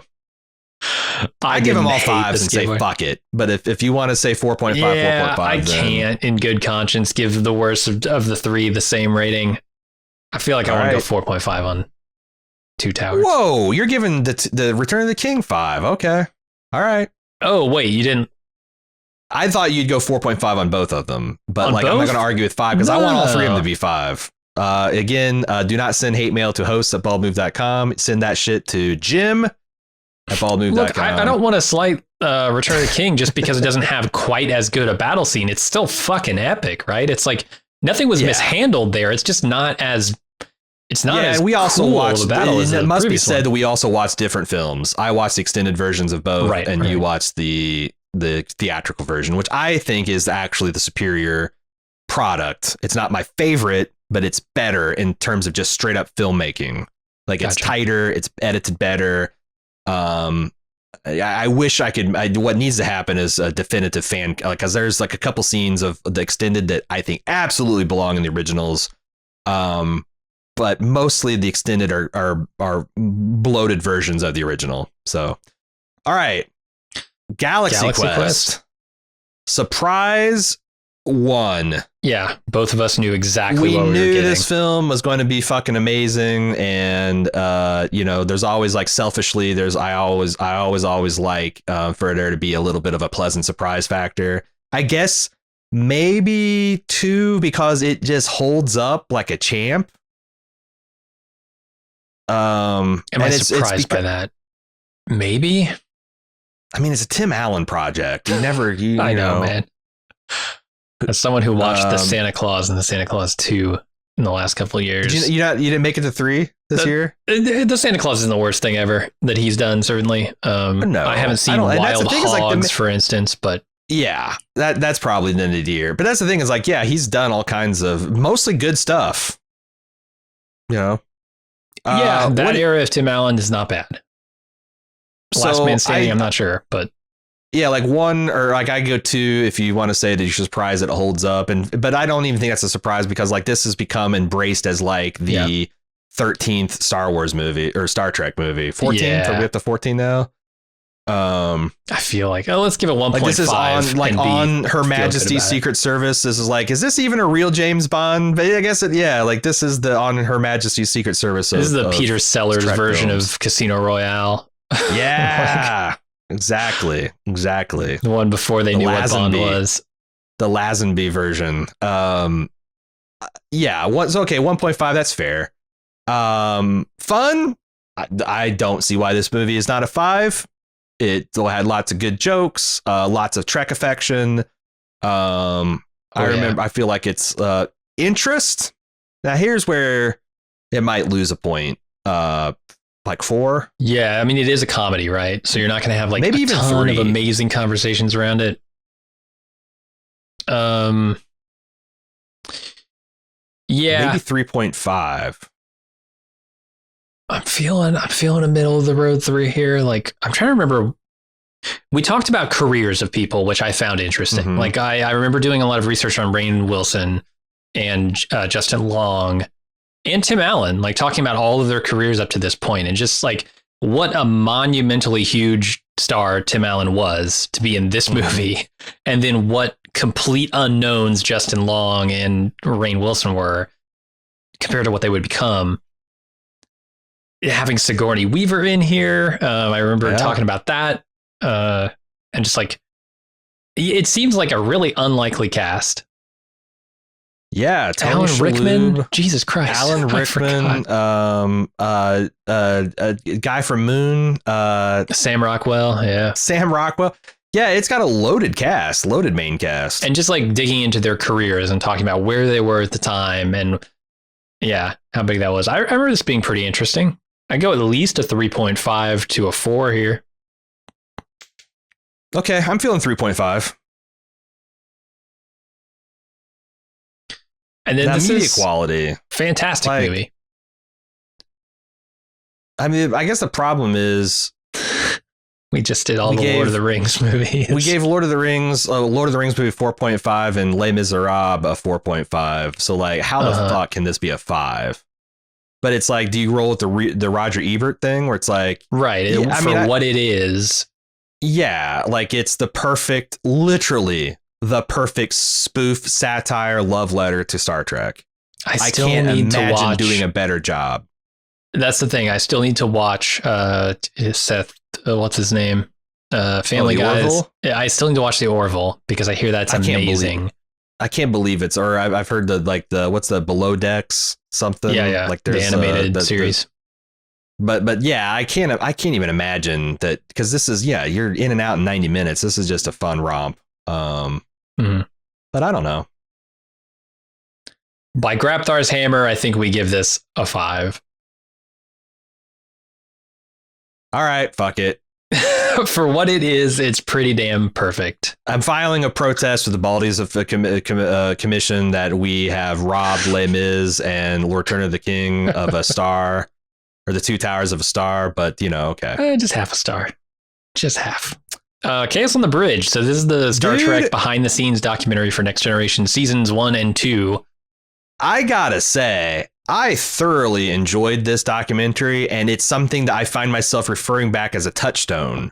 Like, it's really cemented some of the ideas I had on writing and show running that seem like it's one of those things where it's like, it's kind of obvious and we've touched on it, but like this just nailed it. Like, it's all about the characters. Your plot, fuck your plot, fuck your puzzle boxes, fuck your villains of the week.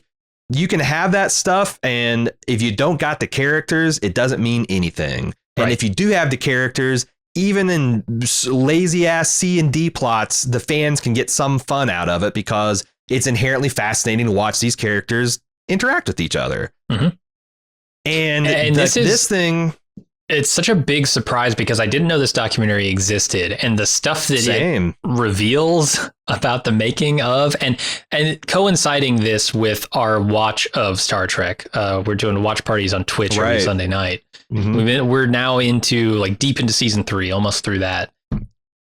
That really changed my perspective on seasons 1 and 2, or actually gave me perspective on seasons 1 and 2, and the big disparity between quality of 1 and 2 versus 3 and beyond. I feel like I understand the Next Generation's early seasons so much better after this documentary. Yeah, I think that I've always wondered why season 3 they got so much better, because season 2 is everyone says, season 2 is when the show grows the beard out because Riker gets his beard. Season 2 really sucks. Yeah, on the whole. It just grows up to the hole and starts applying hard vacuum to it. It's not as bad as season 1, but season 1 is historically preposterously bad. Yeah. If Gene Roddenberry doesn't die and these showrunners win the battle that they did, I don't know that it ever gets much better than season 2. The idea that characters can't ever be in conflict.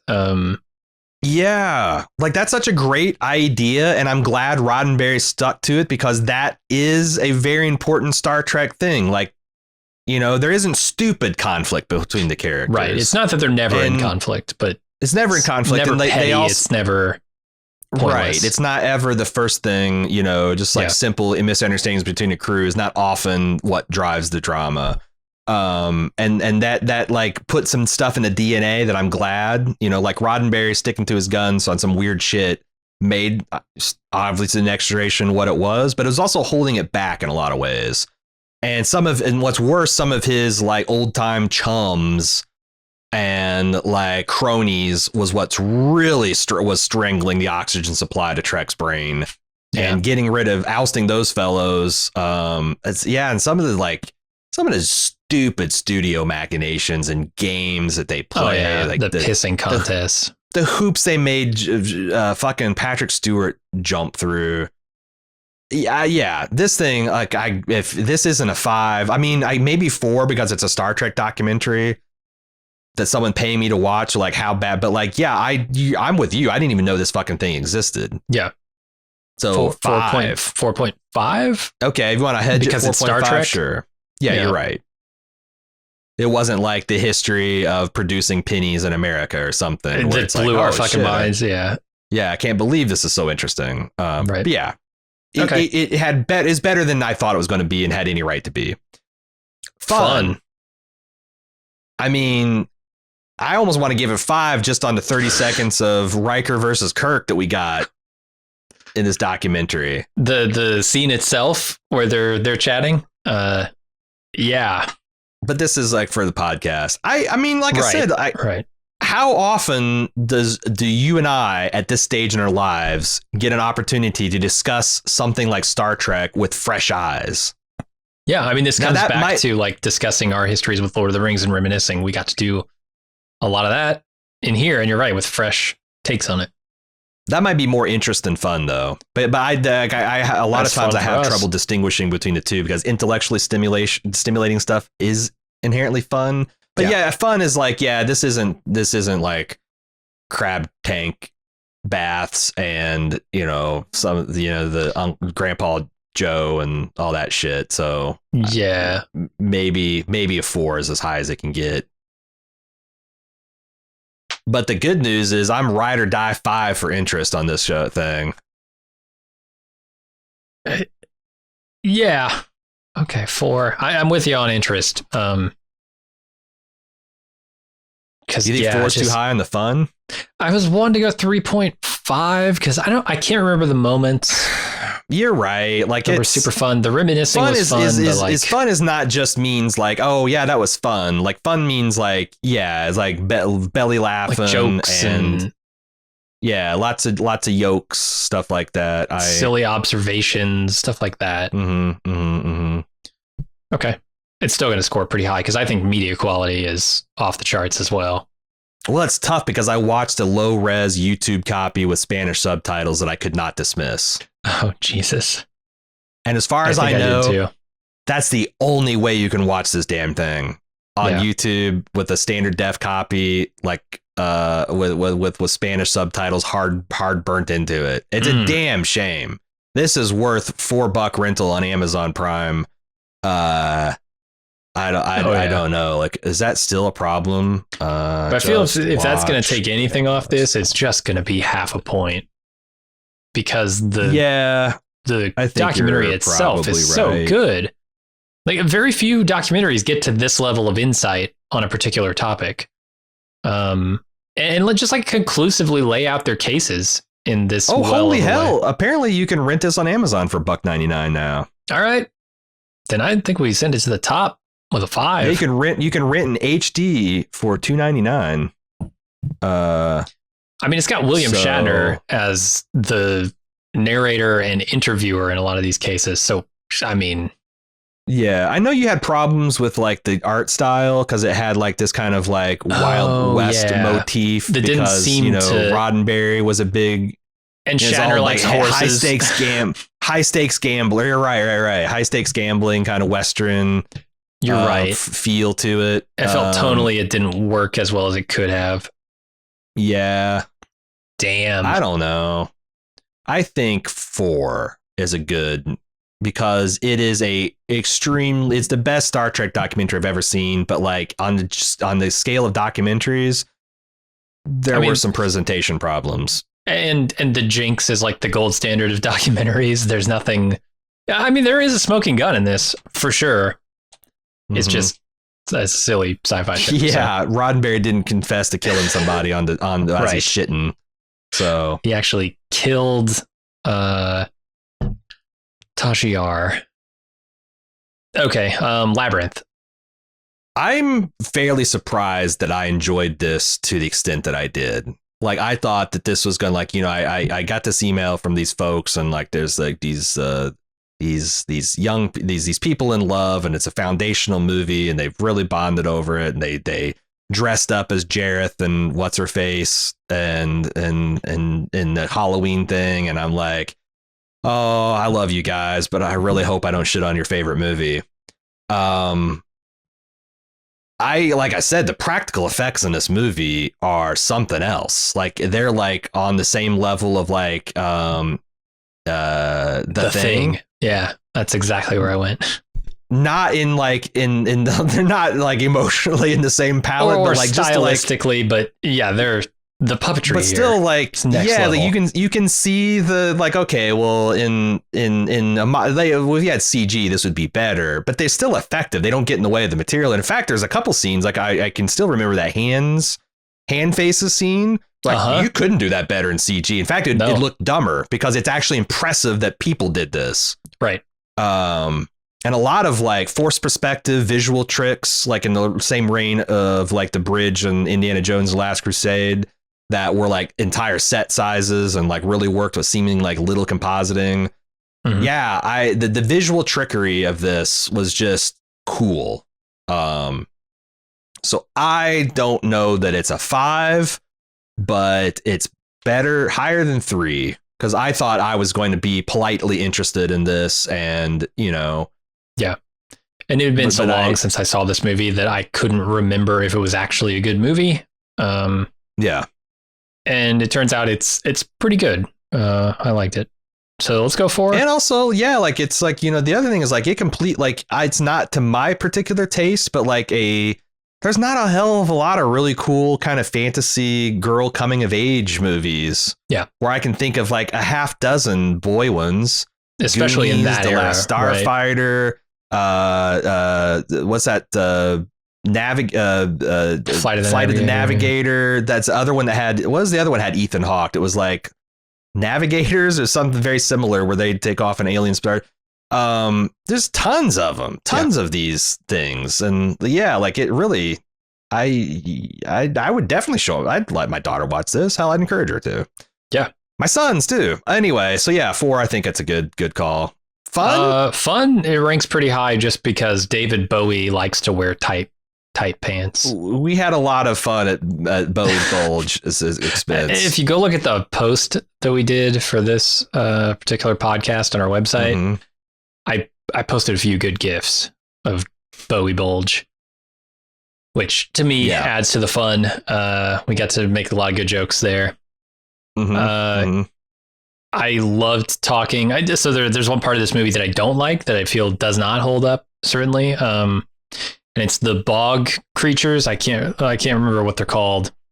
But the dancing, singing heads like coming off, and they're the flame guys. Yeah.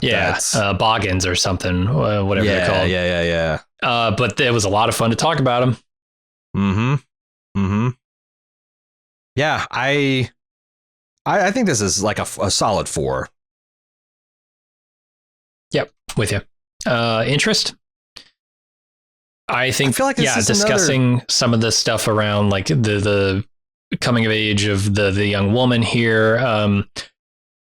There was a lot of weird like pedo stuff in this movie too, right? Like, which is kind of part of that. Like David Bowie as this old ass, like, man, he's right. There's this romantic connection that they're trying to make between the two, and that feeds back into it. And it's a little bit squicky, I think, but also they're trying to say like this girl is coming of age, right? This girl is dealing with all of these emotional changes, physical changes, the attraction. It's and like there's like I remember we talked about there's a dark way to read this about like her stepfather molesting her, and like like that I see the validity of. I just don't agree with the soundness of it. Like it's not a crazy way to look at it. But yeah, no, those are just super interesting stuff where we talked about like what does that mean, and like fuck, the Goonies kids were threatened to be murdered by Italian gangsters, and like I think that's about as serious threat as like this goblin king abducting her and doing things to her. And the fact that she is the one with the power, ultimately the one that has the power. Right. He's trying to seduce her on his terms, whereas she comes away from it on her own terms, which I really liked. Yeah, I knew that there was this like commentary on it, and I was like kind of like, oh God, I don't know what the I'm gonna feel about it, but like I'm like, no, honestly, I think this movie holds up. Maybe not in everywhere it goes, but like, and ultimately where it ends up, sure, yeah. Mm-hmm. So and the discussion was interesting. 4.5 At least, yeah. I think 4 or 5. 4.5 is good. The media quality, like I said, there are some problems. I don't think the bog stuff is very good at all. Didn't need to be in there. It was just a showcase for another thing they could do with puppets.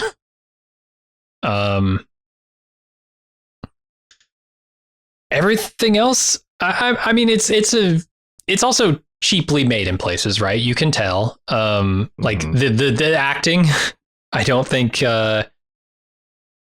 what's her name is doing a particularly good job of acting in this, and very early in her career. Yeah, Jennifer Connelly, right? This is her one of her first roles, if not the. I think it might have been introducing, but I don't think she's amazing.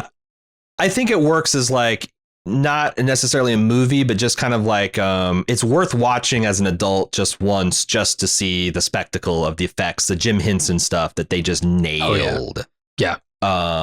Like they fully realized characters in a way that hadn't been done since like Yoda, and won't be done until like you get to Lord of the Rings with Smeagol and Gollum. Like they just really effortlessly sold a lot of these characters, where in a way that kind of Muppets do, where it's like you forget that they're treated like actors and carry themselves as such, and that weight carries across the screen. So I have a hard time giving this more than a 4 for sure. But I kind of want to go like 3.5 on this. If I was like a early teenager when this movie first came out, and I probably close to was, but I wasn't allowed to watch it. I could see no way, like nostalgia could, I don't know why this isn't as good as Goonies. If I grew up as a teenage girl and saw this at the right time, just like, I saw Goonies when I was like a 11-year-old boy, and it's like the fucking greatest thing ever. Right. So yeah. Yeah, unfortunately, those are all ifs. But I'm feeling a 3.5 here. If you want to go higher, I could maybe see it, but no, it does have problems that I think a lot of these others don't. Right. Okay, 3.5. I'm fine with that. I was trying to see what we gave Goonies. I actually wanted to see what we actually gave Goonies. I'm trying to go back to see if I can find that. Don't. You're going to destroy us here. You're going to prove that we're charlatans.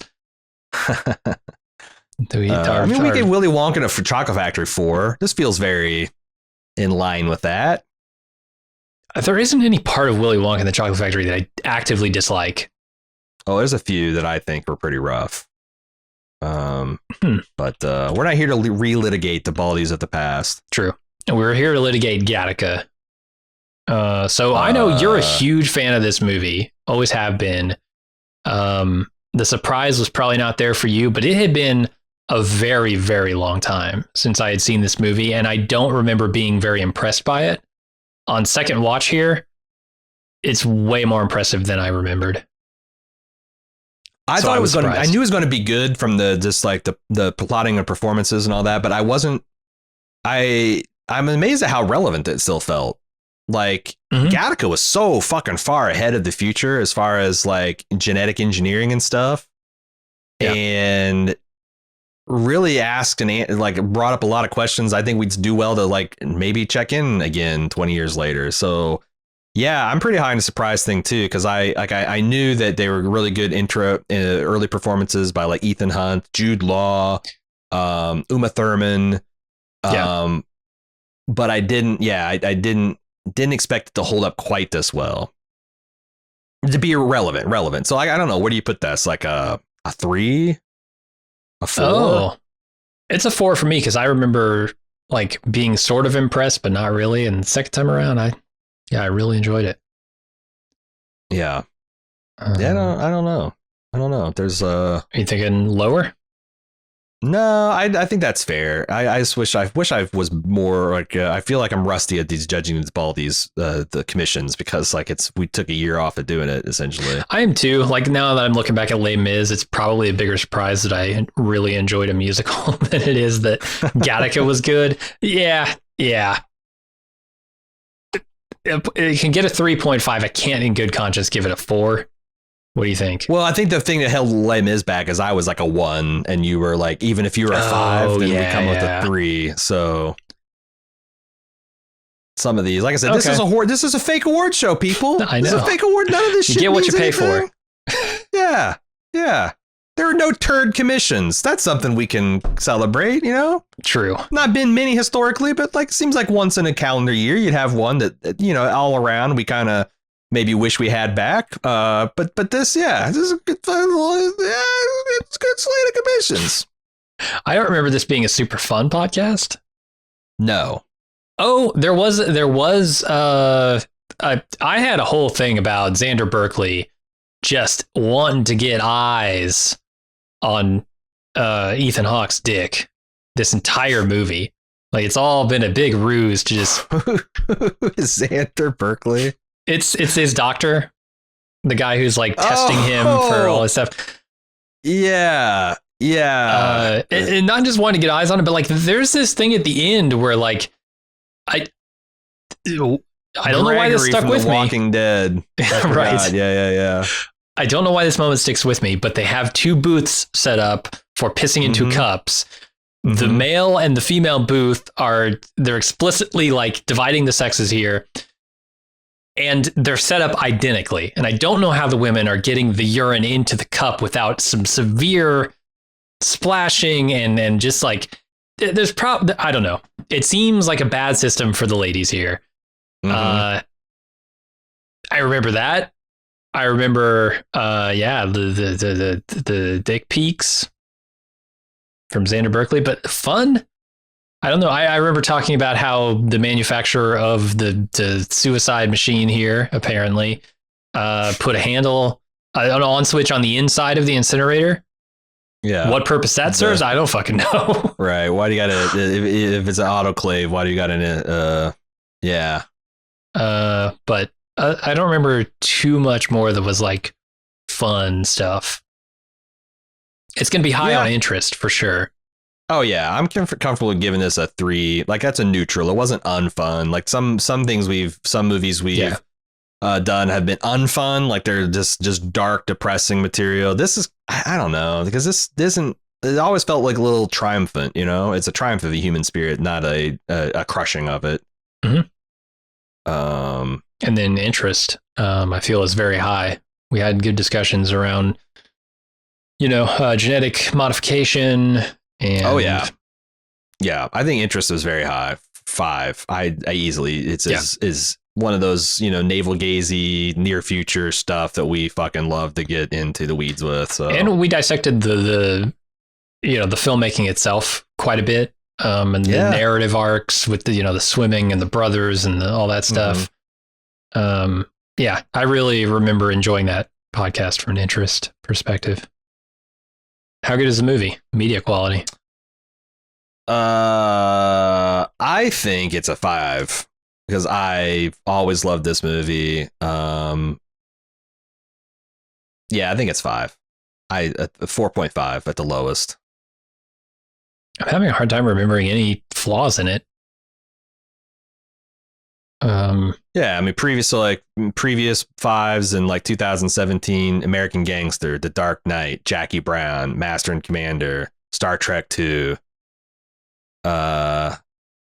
Terminator 2, Judgment Day. Like There Will Be Blood. Like these are not all the same, wow. But like these are all solid. If The Dark Knight's a 5, why can't this be a 5? I like it.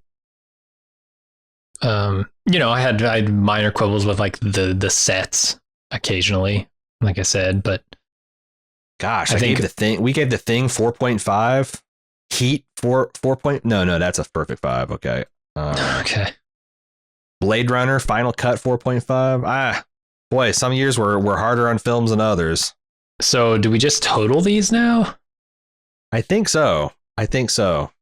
8, and 11, then sometimes 14. When things are equal, we are like within a half point, we can like just by fiat.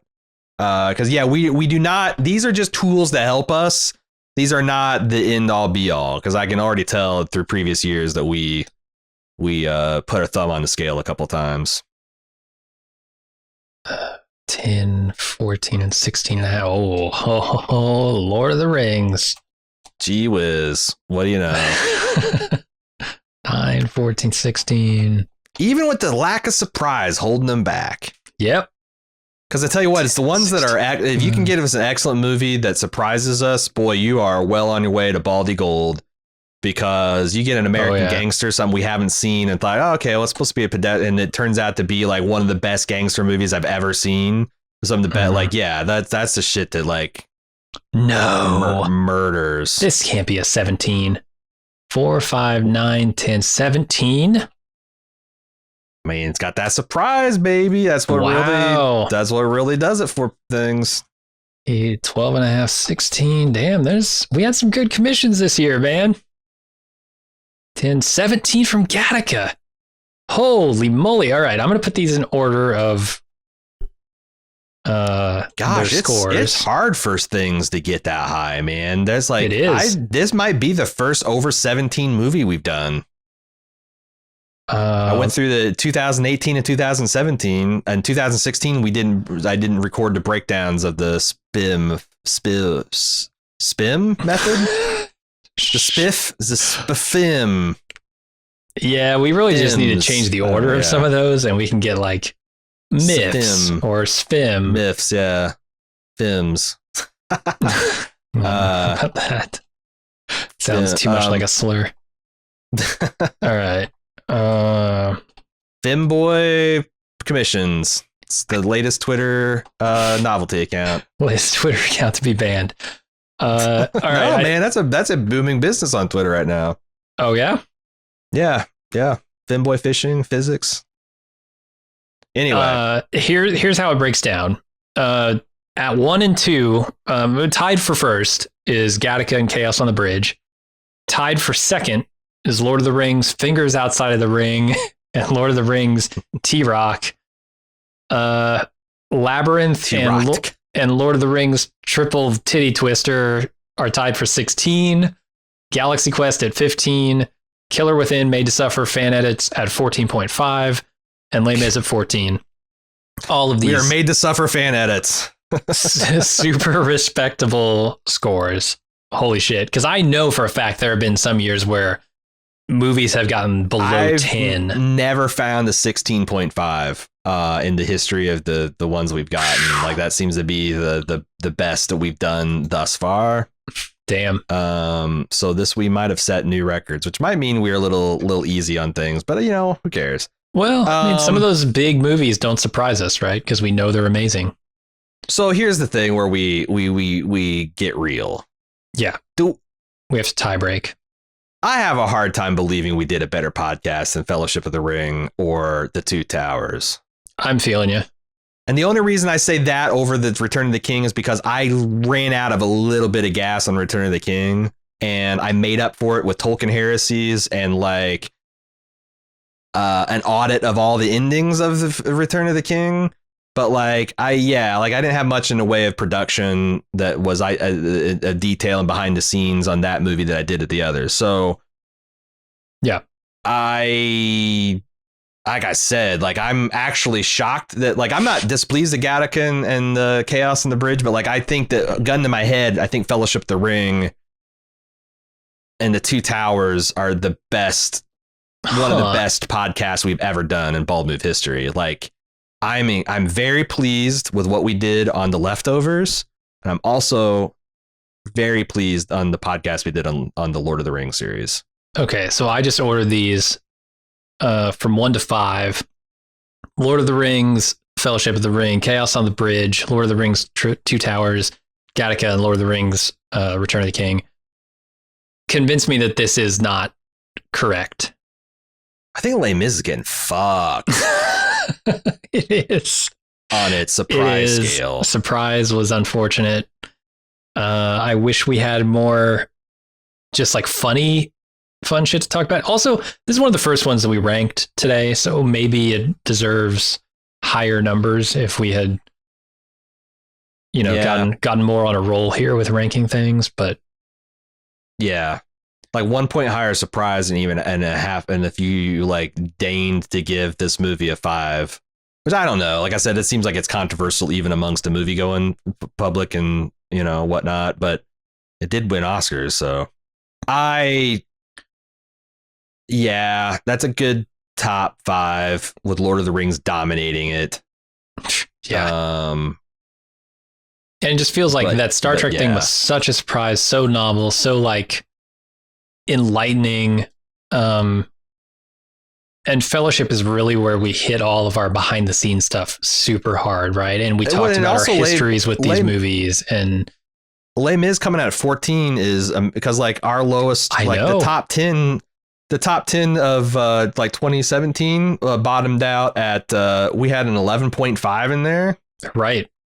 That's what I'm saying. Like this and that was list Star of 9, Wars, right? Return of the Jedi. We had a third, like, you know, one of the all-time greats, Willy Wonka, 13.5, rounding at the top 10 for 2017. In 2018, you know, our lowest scoring thing was Highlander at 14, but it dominated. Like, I think it got really high in surprise and fun. Yeah, so, Christopher Lambert. Holy shit! Just talking about him and. Yeah, so this is both the highest scoring in the category year that we've ever had, and also the top lowest scoring. You know.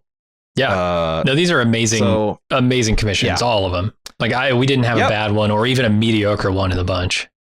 Yeah, they were all like ones I came really fresh faced and super interested to podcast, and I really appreciate everyone's support of this category. Like I was, you know, I thought we'd do it, but like we've kept the commission feed full, and we're off to a strong start in 2021 already. Got Tombstone in the books, which is man, I really enjoyed the podcast and enjoyed the watch of that. And we got a lot of fun stuff coming up too. I've already got 2 others that I think we've got 2 in the books, but we're not quite sure what the project's going to be. But I'm excited about, honestly, either of them. So, all right, let me run these down real quick, and then we'll get out of here. Yeah. From 5 to 1, the nominees and the winner are. Number 5, Lord of the Rings, Return of the King. Number 4, Gattaca. Number 3, Lord of the Rings, The Two Towers. Number 2, Chaos on the Bridge. And number 1, best commission of 2020 is Lord of the Rings, Fingers Outside the Ring. Sorry, Fellowship of the Ring. Outside Jim's kingdom in the United States, it's known as Fellowship of the Ring. Yeah. That's its Jim Jones release name, but it didn't make it through translation. The people who aren't watching this, who are just listening, will have no idea why I'm saying Fingers Outside the Ring. Maybe they'll connect the dots, but yeah, it's a tough code to break. Hey, thanks for watching all this homework material. If you made it through the end, you're the real champion. Yeah. I think we're about done. I think we're about done with our deliberations. We have one more, and it's a boozy. It's the fucking drama category. Yeah. But and then we got the award ceremony itself. But yeah, I'm excited to see what everybody makes, and I'm really excited because it's a mystery. I haven't done any of the calculations and tabulations of the polls, the surveys we've done, so I do not know what the Bald Move community's made out of this stuff. So yeah, I'm super interested in what they think is the best commission. Thanks for watching / listening, and we'll see you in the next one. See ya.